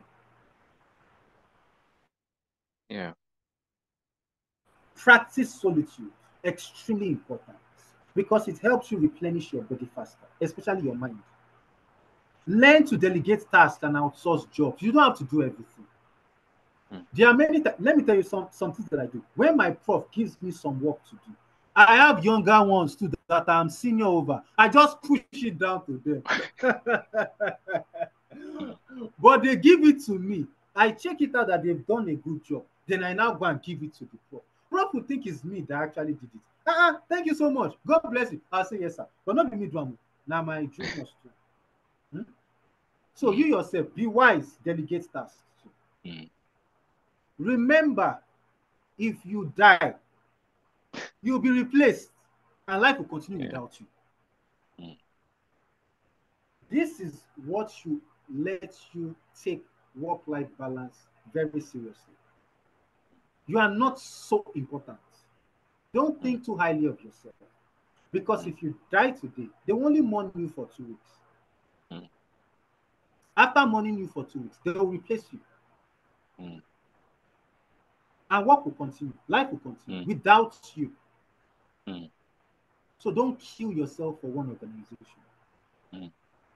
Learn to give yourself some time to rest. So Mm. that will be it from me. I apologize that I've taken longer than required. I will, I will, I will stop sharing Yeah, and take your questions now. it's actually worth listening to you again and again. Thank you so much, Dr. Yes. Macaulay, for the awesome session. So much wisdom in those words. Thank you so much, Dr. Macaulay. Um, yeah, we have questions in Okay. the DM from I think let me go all the way to the top. Oh, someone was already even answering. Uh, the first question um, Endurance asked is it correct for a leader to speak ill of a subordinate to another subordinate? Is it what? Is it right Is for it a leader? correct, Okay, is it yeah, correct to speak for ill eh, for a leader to speak ill of a yes. subordinate to another subordinate? So I'll try and tie the question together. Okay, I think I know what you're saying. It is not right Yes, for a leader mm, to speak ill of a subordinate in front to of another one. another subordinate because it can cause a Yes, disrespect from that subordinate, right? yes, definitely. But again, if you are the subordinate, Mm, you know that you can't correct your leader. That's why there are mm-hmm, times that when your leader is doing some things, it's difficult to correct the leader. You just walk away. But be mm, taking note of those things because tomorrow you'll be the new leader. When you become yeah, the new leader, handle your time differently. mm-hmm, So that's my advice. But no, it's actually wrong. It's not right. definitely. The other Yeah. question is, how do you handle a situation where your leader is asking you to do something that is against your beliefs or values? First of all, first of all, if that something is to achieve the company's objectives, the question is, Mm-hmm, what are the company's values? That's why you should not yeah, work in an organization that their values don't align with yours. mm, The only time that it is possible for a leader or your boss to tell you to do something against your value is when that organization's value is not in line with your own value. Except it's a rare situation where it's a personal thing and it's asking you to do something. Then you can easily say no. Even reporting to a higher person, in case he wants to start victimizing you, you can report him to the person higher than him that this happened and he asked you to do this, and then you said no, and because of that he's victimizing you. You do that, but please take note, do it to a higher person that you have a good relationship with, because that person can protect you. Just do it. If you just mm, report to anybody above, the person will not be able to protect you. So you want someone that will be able to protect you. So that's it. But then I would say the only time when such can happen is when the organization's values don't align with yours. So what are you now doing there? You should not be there. oh, thank Yeah. you, sir. Your next question Okay. says, how do you handle a colleague that antagonizes you often? Wow. If like say this people they use that to come and be telling me what they are facing at work.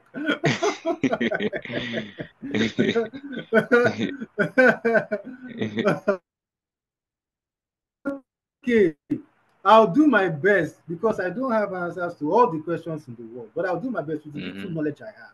Because as I am, me too, I'm dealing with my own issues too at work. So I don't feel that I'm at the best to tell you when I'm dealing with mine. But let me tell you what Mm, I think. Um, you have a colleague.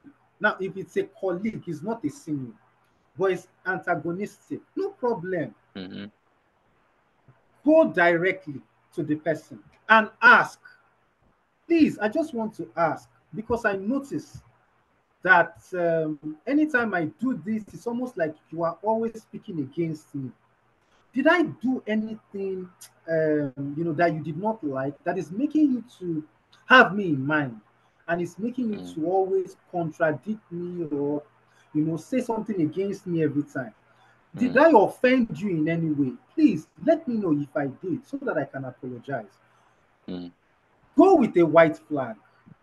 mm. Go with a white flag.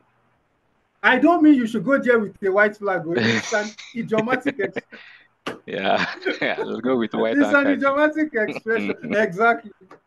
What I mean by go with a white flag is that you should go with in peace. Don't go Yeah. there to say this person is always antagonizing me. Hey, I will go and ask him now. I will go and ask him what the issue is. You are going to spoil it. Yeah. We've Elizabeth spoken. Lawal, can you please mute? Elizabeth, thank you, Elizabeth. Now, so what I think you should go in peace.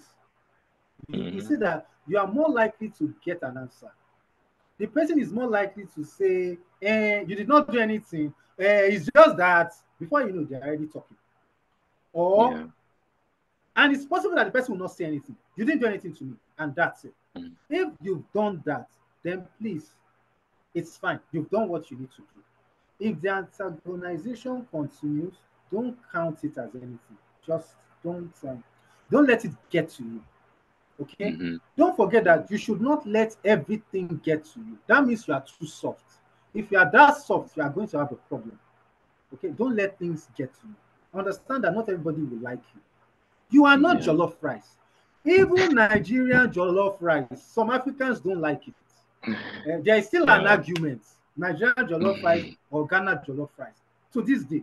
So you are not jollof rice. Why do you want everybody to like you? It's Hmm. fine. Wow. Thank you, sir.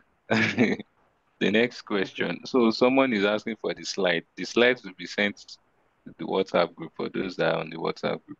And it will also be Yeah. sent to the emails that were submitted when you registered for this event. So like a lot of like including links to the recordings, all those things will be sent to you at the end of the entire Impact Bootcamp 3.0.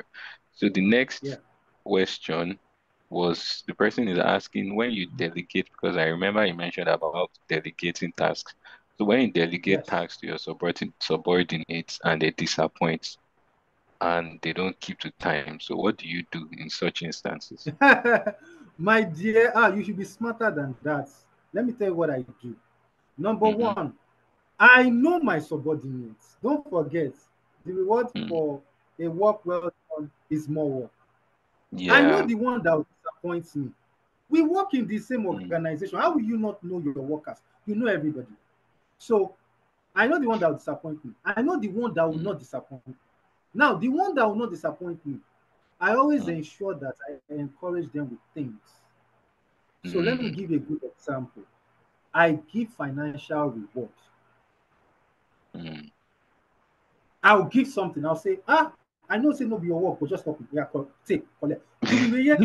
We need. Emma worry. Emma worry. Don't Ironian. worry. You run you.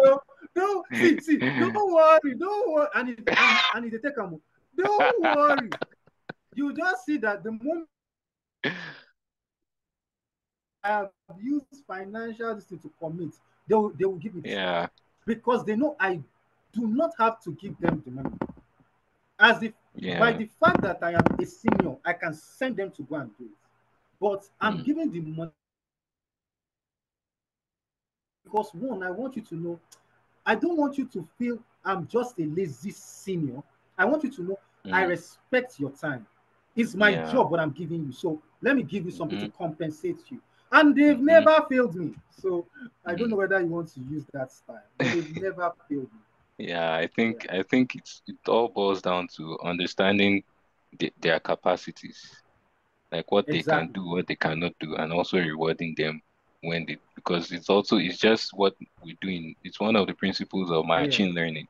That's one of the ways Mm. that you train machine. So it's like reward. So when the machine does it correctly, there's a reward. When it does it wrongly, it doesn't get the reward. There's a So exactly. Yeah. yeah, so that's how you they also use it to train dogs too. So it's a Mm. psychological thing. When you reward people when they do well, they'll tend to want to do well in the long run. Yeah. Looks like we have quite a number of questions, but we're going to Yeah, try and well, attend to them. Probably we okay. would just uh give them like 2 minutes to attend to them. Okay. So Okay. this one is talking about failures and rejection and it being a stepping stone. So this person is asking how they can rise above failure and rejection because it Okay. causes setback and depression. So how can they rise above it? Okay. Now, failure is a mindset. That's the truth. Hmm. The thing is that failure is a phase. It's also a mindset. It's a phase Mm, because it's supposed to be temporary. But if you can't get out of it, then it becomes a mindset. Then you are stuck in it. mm, For you to come out of failure, the first thing is to have a good self-esteem. mm, What do you think about yourself? What do you see? First of all, the real question is not about the failure, it's about how you see yourself. mm, Do you think you are a failure? mm, If you think you are a failure, then you are going to stay for a long time in failure. mm, But if you say to yourself, I'm not a failure, I'm not, you realize that you mm, can't be there for long because very soon you are going to do something that will get you out of it because you are mm, already irritated by mm, the environment mm, of failure. The mm, people who stay there are people who cannot see themselves mm, as not being a failure. They have already come to accept their just fail. I don't fail again. I don't mm, fail. That they've accepted their fate. So for me, mm, to rise above failure starts with the mentality. How do you see yourself? And if mm, you see yourself as someone who is not a failure, then you will see that it will be easier for you to do things that will get you out of failure. So I mm. think it's a mentality thing. Yeah. Wow, awesome. Someone is asking a very good question. Like, I think Okay. they want to go into research as a career. So they're asking if it's advisable to have their graduate program in Nigeria, understanding that Nigeria is a developing country. Is it advisable for them to have their graduate studies in Nigeria? To have their what? Graduates. Graduate studies in Nigeria, Okay. like their graduate So this is program. the thing. Yes, yes, yes. So this is the thing. I am a proponent of travel abroad if you can. Because if you Yeah. travel abroad, you will learn better. The environment is better, the training is better, you'll be exposed to lots of equipment. Today on Wadi, when clients call, I want to use this equipment, I just realized I've used everything in Manchester. So Wow. there's hardly any equipment you can tell me that I've not seen. Mm, Once you start telling me, oh, I need this equipment, I need this equipment, some of my co-founders will be mm, struggling. They'll be like, mm, this person is mentioning one name. They will not have to talk to me because Nami do the PhD, Nami go abroad. They yeah. did not. So by the time Mm, they talk to me, I'll be like, yes, I know what they are saying. The mm, equipment looks like this. It can do this type of work. It can do this kind of yeah. research, this kind of analysis. Yes, yes, yes. Mm, So because if they start telling the clients that they don't understand, the clients will be like, eh, and you're supposed to run a research tech. You people don't know what I'm talking about. So that can be a mm, problem. So you must mm, have somebody on the team that understands research so well. Without my mm, traveling abroad, I would have struggled. So mm, I used to mm, encourage people to travel abroad, to improve yourself, to be exposed in many yeah. ways, especially Mm-hmm. the exposure. Mm, However, if there is a reason that is making it mm, difficult for that to happen, mm, by all means, have your masters in Nigeria. But I'm begging mm. you, if you're now interested in PhD, please still jack out. Go and do it abroad. Yes, go and do that PhD Yeah. abroad. But you Mm, can do the masters here, but go and do your PhD mm-hmm. abroad. I will also Wow. recommend I will recommend particular schools for your postgraduates. The best Mm, university to do postgraduate studies in Nigeria is UI. I don't work in UI, okay. so their BC did not pay me for this free advert. Wow. Their VC did Wow. not pay me for this free advert. I don't work Mm, there. I work at Futa. But I mm, can tell you the best university for postgraduate studies in Nigeria is UI. Okay. mm, And if you are looking mm, for a place that is fast and is also mm. efficient, go to Unilag. Yeah. Unilag is a year. Okay. They are very Mm, fast and it's efficient. wow. And the world knows Unilag. Mm, So, in my opinion, mm, just don't do it in any school because it will not be nice. So that's it. mm, mm. Wow. Wonderful. Yeah, so I noted a question. I just wanted to understand what your reading culture is like. Saying that you had a first class in your undergrad, and I'm sure there would be like students here who want to excel in their academics. What was and what currently is your was your reading culture? How were you able to achieve such feats during your undergrad Well, days and even like going to school and all? Yes, sir. the truth of the matter is this. What works for me may not work for you. Okay. So Yes, the yes. the the most important thing is not necessarily what worked for me. The most important thing is Mm, understand yourself. So I'll say a couple of things. mm, I was very political when I was in school. So I wasn't a what do they call them? A bookworm. I wasn't a bookworm. I mm, would spend my mm, day SUB, Student Union mm, building. I'm in the SUG because I'm an SRC member. I was an honorable. I was in SRC. mm. I'll use my day, do all that. Greatest Bobo, greatest human, greatest Pamon, greatest Unicorn. When you see me in school, you will never believe that I could have had the first class Wow. because I was extremely, extremely political. Okay. Yeah. And I was Mm, always spending my time in SUB. mm, Those in Futa will know what I mean. I was always in that SUB. Nadia the day. Now, mm, at night, I don't sleep. I mm, take my book and I read. mm, That mm. explains why I started looking like one no. I started looking like skin and bone because I don't rest, I don't sleep. I won't sleep at night because I'm a nocturnal reader. That means I Okay. study at night. I don't know how to study in Mm, the day. So rather than waste my time in the day, I use the day mm. to do politics, Activities, student yeah. unionism, and all that. But at night, when my brain is active to study, I start studying. As a result, many people don't know when I read because they don't see me. So it was on convocation day that they called my name for first class, and I walked out, and they are like, "Were you in first class, Jesus?" It was crazy because that was the day they realized that I made the first class. Okay, and that's because they don't see me when I study. If you are listening to me now, it is possible that you love to study in the day.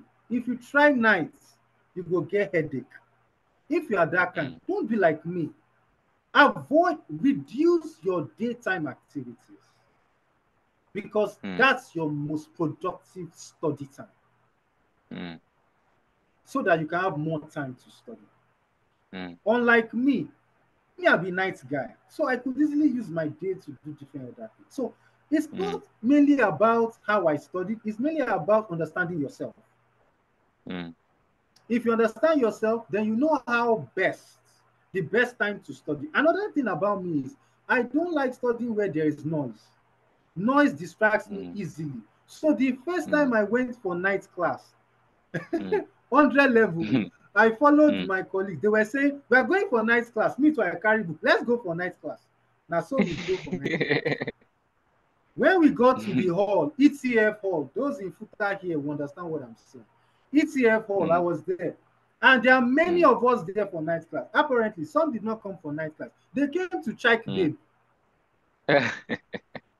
Some came to check babe. Some came to do some other things that have nothing to do with the Lord's work.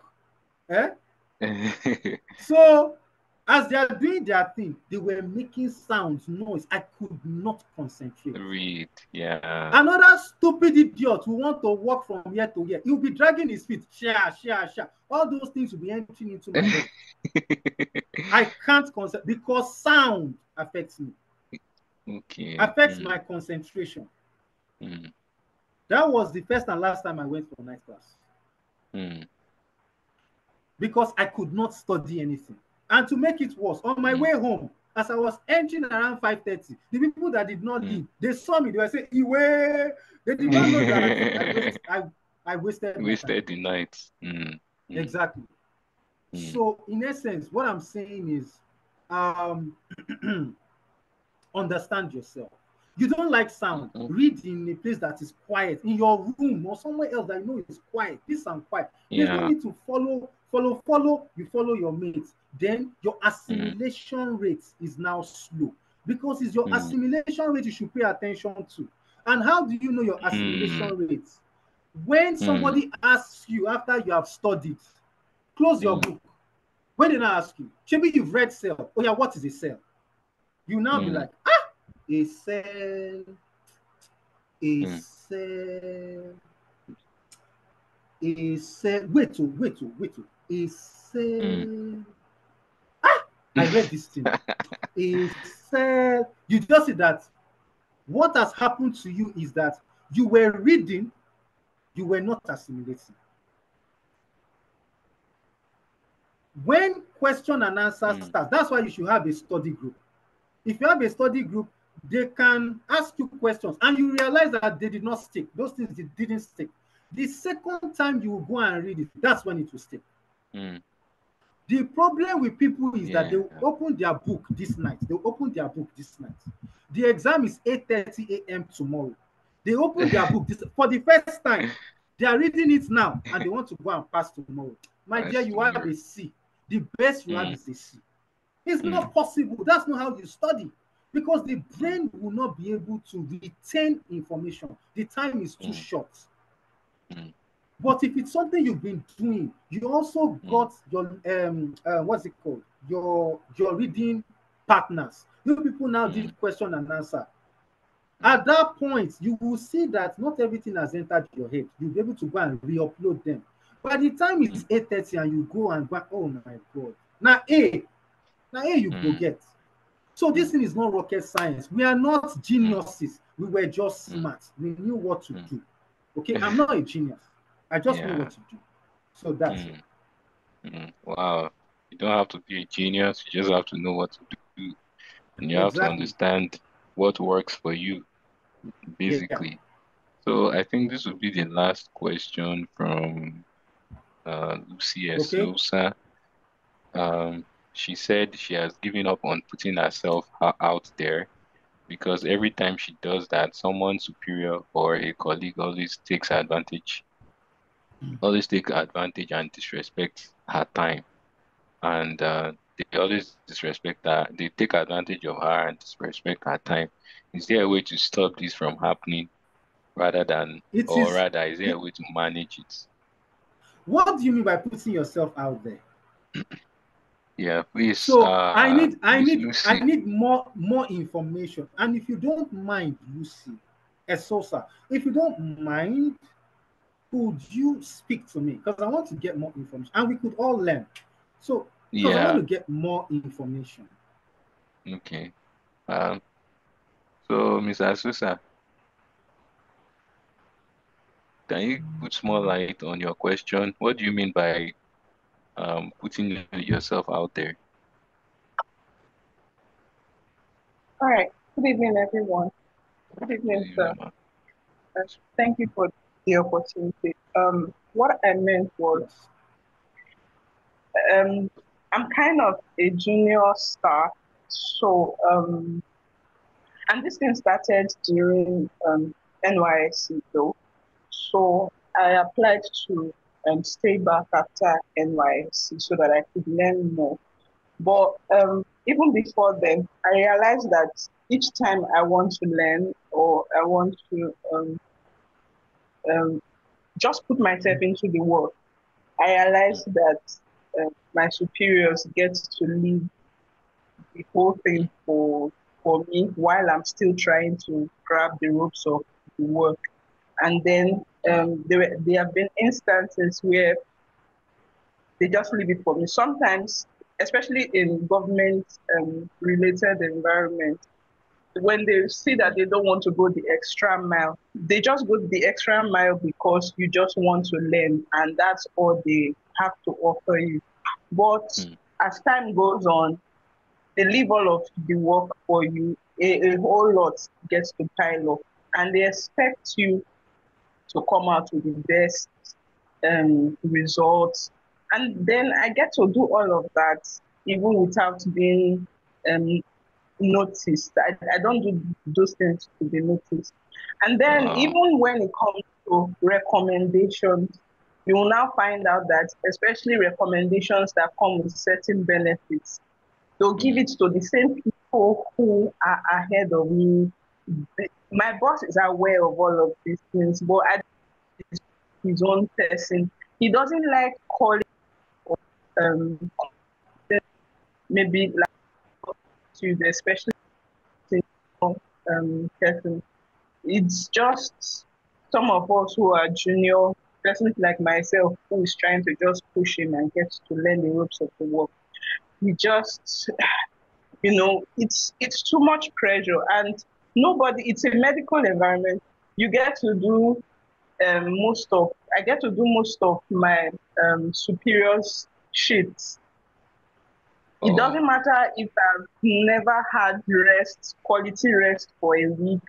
But when it now comes to recommendation, even to um, um, um, promotion for work or any of those things, no matter what I do, mm, nobody wants to speak for me. It's just me fighting for myself. And when mm, that's why I said I've given up on it. And I just noticed that maybe I think I'm the type of person who wants to go the extra mile wherever I am, just want to help out with things, put things in place. And I just noticed that it's not even only at workplace. I noticed that once I start putting myself out there, people just mm, get to relax and feel that I don't have anything really doing with my time.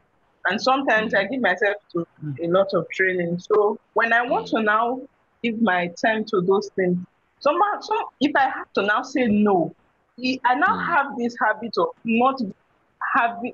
I always feel guilty if I have to tell someone, especially someone who is older than me, that please I mm, can't do this now. They always mm, now it's now become when I'm now learning to say no.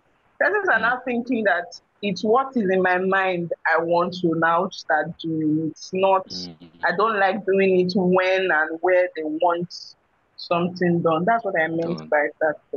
Thank you. Okay. Okay, I have a question. Do you have personal relationships with your bosses? Yes, I do. When I say personal relationships, you have informal conversations with your bosses, or all Yeah, your conversation some, that, is just at work. not really just at work. I'm a little bit acquainted with his family. So Mm. that's Is just it it. just one boss, or you have many Yes, bosses? one boss. Okay, okay. But So the but thing is lots of this. senior colleagues, Okay, right? Yeah. Okay. okay. The senior colleagues, are you in good? Do you have good relationships with them? Yeah, I have good relationship with them. It's not, there's no, it's just that aspect of when the certain things they are supposed to do, maybe they don't do it, and my boss doesn't have an issue with them. But if I have to now put myself in that place where I want to now do it so that I can learn or improve certain things, it's and how do I say it? Will I say it backfires then? The day I'm Mm, not up to it, mm, it's everybody's offended, everybody's taking it out on me and all of that. mm, Well, I think anyway, I think that your superiors would tend to give you jobs. That one is a given most organizations, and you can't turn down. The real problem I have is the lack of recommendation. That's why I keep asking you. But there is nobody I've ever asked. Do you have a relationship? They say that they have a relationship. So it is difficult for me. I wish I can check you out in your office and see the kind of relationships you have. Because most of the people I speak to, when I ask them, do you have a relationship? They say, I have a relationship. They feel it is just the normal relationship. I mean, informal, personal relationship outside of work. Do you have that kind of relationship with your superior and boss? If the real answer is not really, most of our conversation is work, then you don't have a personal relationship with them.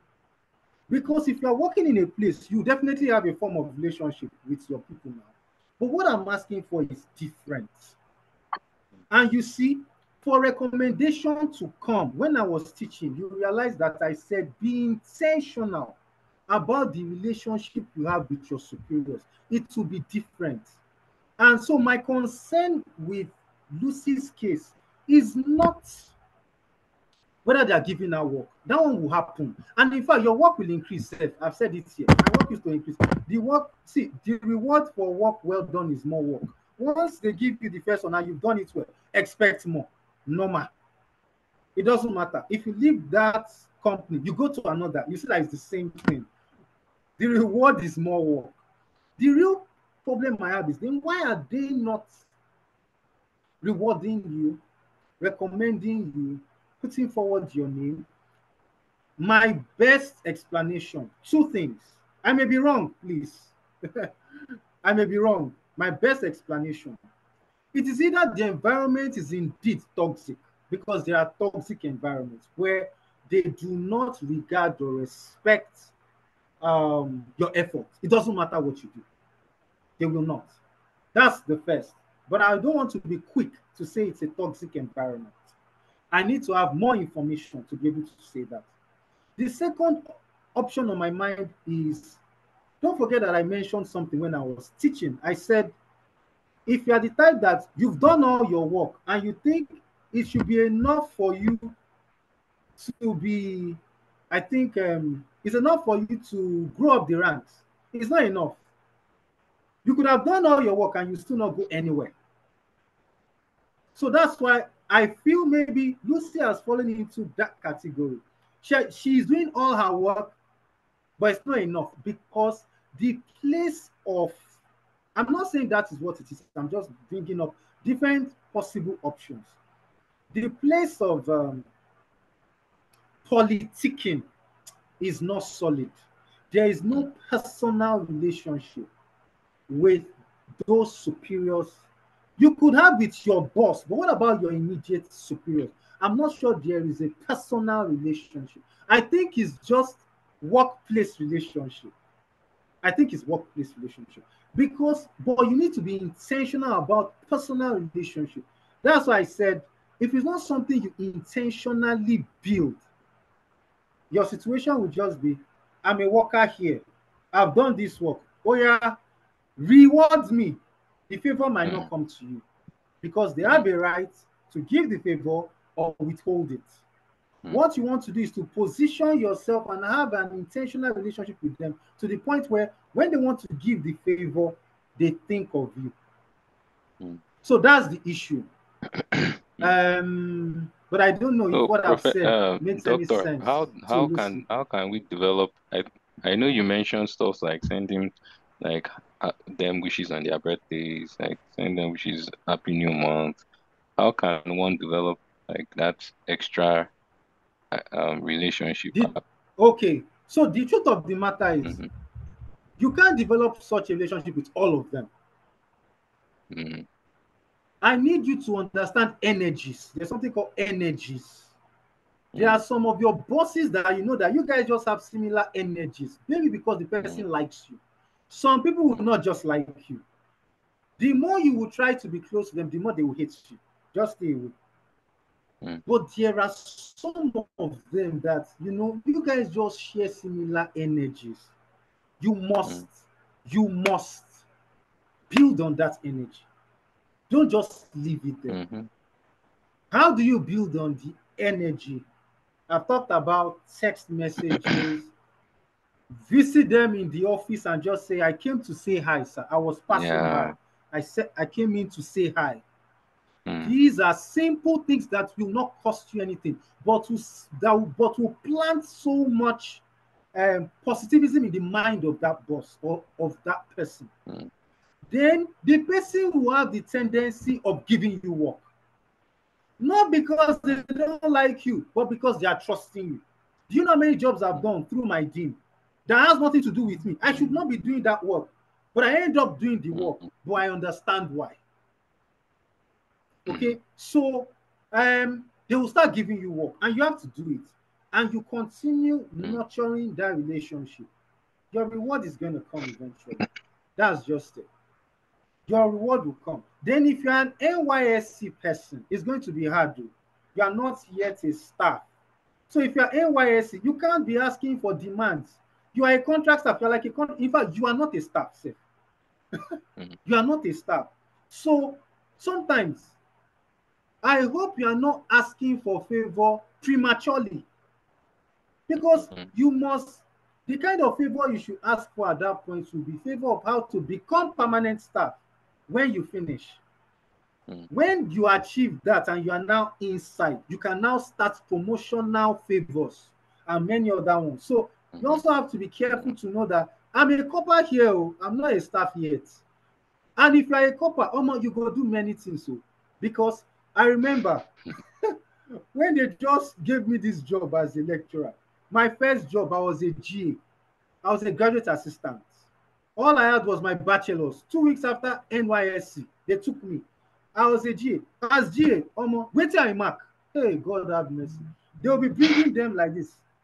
Oh yeah, mark this one. As they finish and then they bring more. As they finish and then they bring more. I marked to the point that my thumb, my thumb was paining me. mm, But guess what? It got better the moment I started growing in the system. When mm, I earned my master's and I came back as an assistant lecturer, things got better. Things got mm, better. Yeah. So that was what I meant by promotion to be retained. Okay. mm. So Wow, wow, wow, wow, wow. I'm sorry. Thank you so Well, much. I think you should just press the button with your boss, not your immediate seniors, but your boss, and see what happens from there. And Okay. sometimes it is what it is. Lucy, I hope that you're Yeah. able to sort that out at the end of the day. Yeah. Yes, Wow. for those that are complaining that that link did not go through, which is my Illumina link. Yes, the site is partially down because we are trying to get a new Okay. host. Yes, we are Oh, trying to okay, get a okay, new host. The former host, okay, we pay in dollars, but the problem was when okay. the exchange rate went to 1,900. Do you recall in Yes, yes, February, the exchange rate went to yes, 1,900? It was yes. too much for me to pay. So I Oh, told my web guy that, look, let's change this host. It's too expensive. okay, So we are trying to sort that out. So that's why that site might not open okay, right now. okay. Well, I just hope that the data and everything on the site doesn't get lost. Oh no, no, we already have it. We already have Okay, everything. backed up. Okay. All Yes. right. Thank you so much, sir. I would like to drop the link to your LinkedIn. I was trying to. Okay, No thank problem. God. Yeah, that's fine. You are welcome, Lucy. Uh, You are welcome. okay, so I'll drop the link to Doctor's LinkedIn now in the comment section. If you would like to follow him on LinkedIn, he's very active on LinkedIn. You get more tips on career, academics, and scholarship opportunities. I also dropped a link to last year's session where because someone asked a question about scholarship, just to save our time, I dropped a link about from his section with us last year where he did an explicit, study and talk on international scholarship opportunities. I would like you guys to check that out on YouTube. I've dropped the link to his LinkedIn. More details about him you can find on LinkedIn. Please, um if you were blessed by this session, I want you to comment in the comment section and say thank you, Dr. Macaulay. Thank you so much. Just comment there and say thank you, Dr. Macaulay. I'm also here saying thank you so much to go through again and process after this session. I felt like you were just sharing your heart with us today. Yeah, I felt because it was really Yeah. practical and a lot I could resonate with a lot of the things that you were saying, and I'm definitely gonna apply many of the things that you said in today's in my workplace eventually as well. You I would like to begin to draw the curtain now by uh, talking to us more about Carries folks, what we do, why we're having Impact Bootcamp 3.0. I promise we are not going to take um, much of your time anymore. This is like my own summary notes of everything that doctor said, amongst other things. Uh, we'll drop that on the group as well, on the WhatsApp group. But then, okay, yeah, and so this is Carrie's folks. It's a It's an organization, a Christian organization committed to young people, inspiring young people to understand God's purpose for their life and pursue it, and providing them with, the knowledge, the community, that love, that environment, for you to thrive. And we also believe in the power of God. We also believe that as much as you can understand the principles of life, you can know about how to live an excellent life. There's still the place of the supernatural. There's still the place of God putting his favor on you so that so that you don't just keep working effortlessly. Like you don't just keep working fruitlessly, rather, you don't just keep working without like getting reward for your effort. So we have a lot of resources on our website on like teachings, scripture-based teachings on life, generally issues that young people typically experience and face.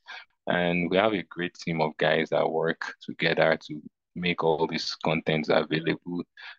We currently are more of an online organization, and so that means that there's flexibility of people being able to there's flexibility of a community that is globally based. So you have people from different parts of Africa, Kenya, Ghana, Nigeria, to name a few, who are following us, who use our website, who are also on the WhatsApp group platform. And so if you are not there, you can reach out through the website. You'll be able to get a link to join the WhatsApp group somewhere on the website, I guess. Um, and so I'd like to use this opportunity. I felt in my heart to use this opportunity to just extend an invitation by sharing the gospel here to all of us, to people that are here. If you are here and you have not received Jesus as your Lord and personal Savior, I'd like to just share with you the good news of Jesus Christ dying for our sins and how that he rose again so that we will not perish.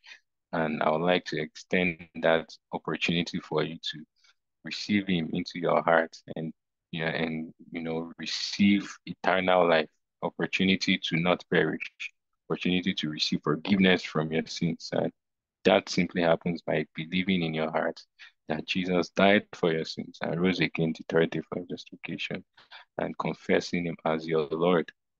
So if you are someone that would like to do that, I'll just say a word of prayer. You can say it alongside with me. Dear Jesus, I believe and I truly understand. I believe and receive the gift of your redemptive work. I believe that you died for my sins.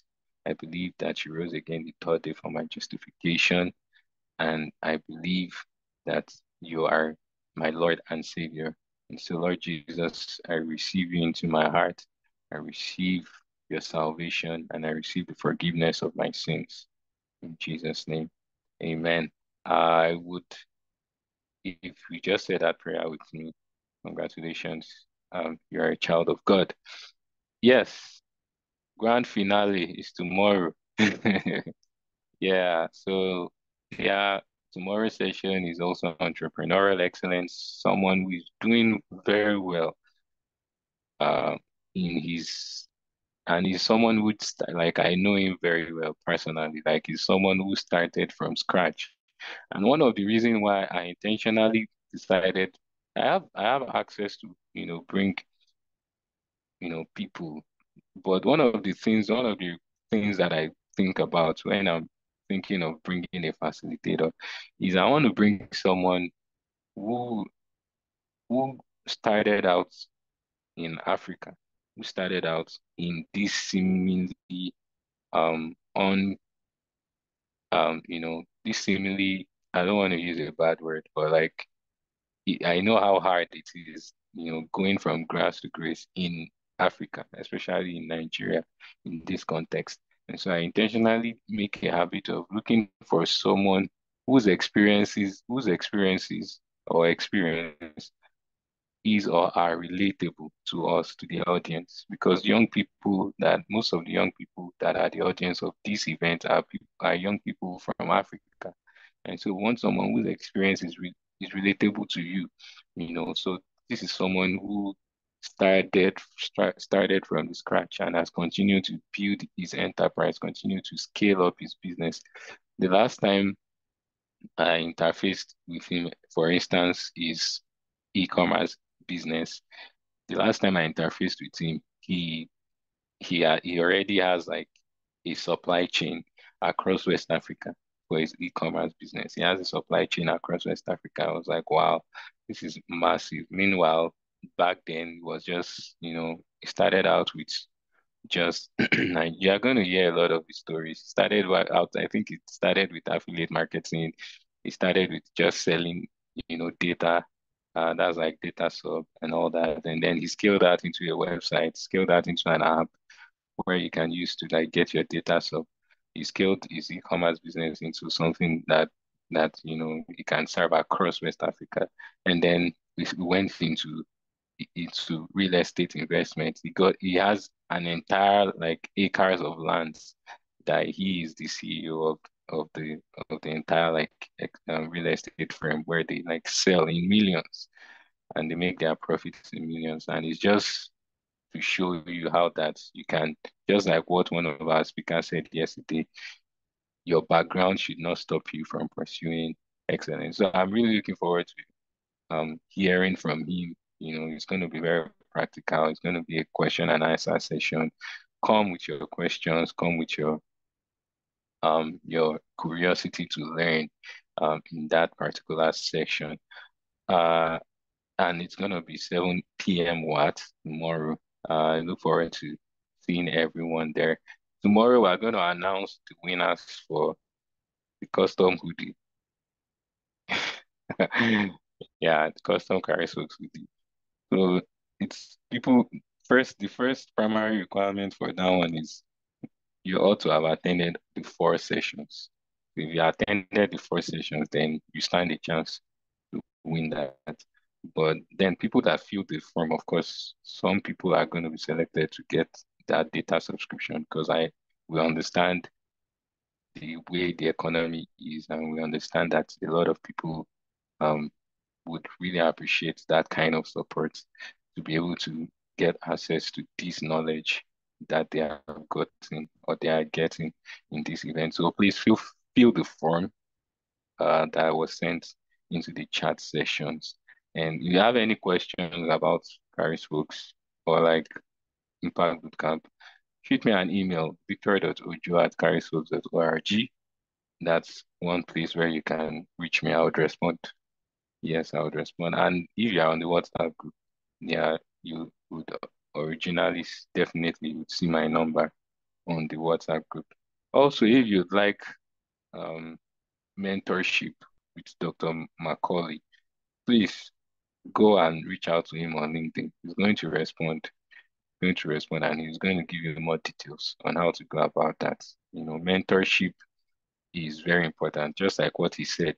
He said something very profound about mentorship, and it was that mentorship would allow you to, you know, to be more specific, more deliberate about how you go about your life rather than being sporadic. It's mentorship will help you to be more focused, help you to be more, and when you're more focused, you'll be productive. So you don't have to have like 10 applications and 8 failures. No, you can have 4 applications and just 1 or 2 failures with the help of a mentor.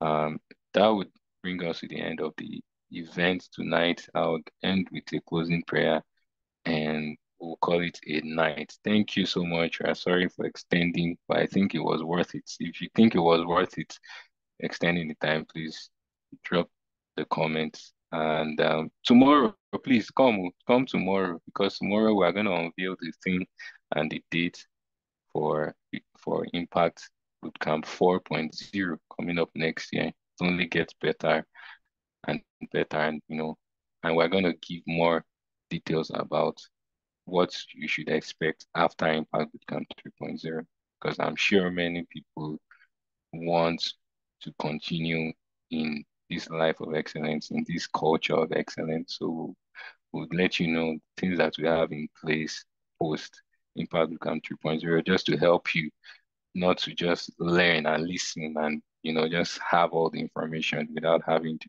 putting it into work and having the result of an excellent life. Thank you very much, everybody. I'd like to pray now. Dear God, thank you, thank you, thank you, thank you for this session again. It was really eye-opening. Thank you because you are doing a great work in Africa. You're doing a great work amongst young people in Africa. You are you are showing us to the world. You are bringing us to that place where we can have the skill that will compete on a global scale. Thank you for people like Dr. Macaulay that you have put ahead, people that we can use as examples to, to encourage us, to motivate us to keep going, to keep striving. Thank you so much for so much resources that you have given us in Africa, regardless of our faults and our issues. Thank you, dear God. And so I ask for as many that came to this meeting today that are struggling in their career. I ask that you please create a way where there seems to be no way, that you please create a way in the rivers, and you make a way, you make a river in the desert for them in the name of Jesus. I ask for as many that have been doing a lot of like job applications and job hunting, that you give them the wisdom to navigate through the next phase of the next application that they will be trying to send, the wisdom that they need, whether it's something they need to add to their CV or something they need to say when they are giving their interviews, that you inspire such wisdom in them and you bring an end to that cycle of rejection in the name of Jesus. I pray in the name of Jesus for as many listening to me that are under that near success syndrome, that you bring them out of that cycle of near success syndrome by your supernatural power in the name of Jesus. I pray, dear God, that people that all they need is just one yes. I pray that you help them, that you cause the doors that they have been knocking to open unto them in the name of Jesus. I pray for people who have, long-standing applications that they are waiting, feedback. I pray, dear God, that it will come with a good news, dear Father, for them in the name of Jesus. I pray, dear Father, that you put your favor on your people such that whenever they go back to their place of work, you put your favor and your honor on them.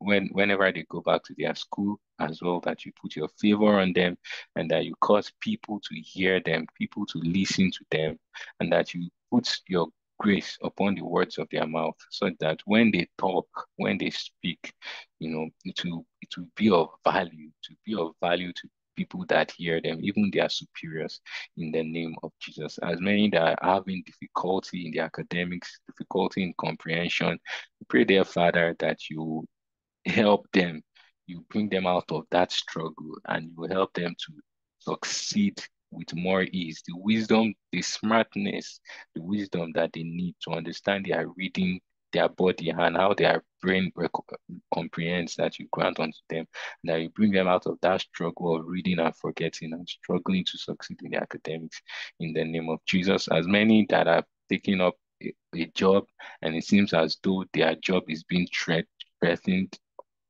I pray, dear Father, that you bring ease in the name of Jesus. If it means bringing them a new job that will not threaten them, if it means bringing a new job that they will not have to be afraid of being sacked, that I pray that you do that for them in the name of Jesus. Thank you, dear Father, because you always hear us.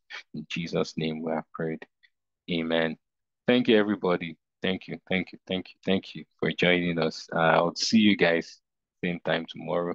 Thank you once again to and a big shout out to Dr. Macaulay for such a wonderful session tonight. Thank you so much. And thank you everyone for participating, for your questions and all. I hope to see you guys 7 p.m. tomorrow for the grand finale. Bye bye.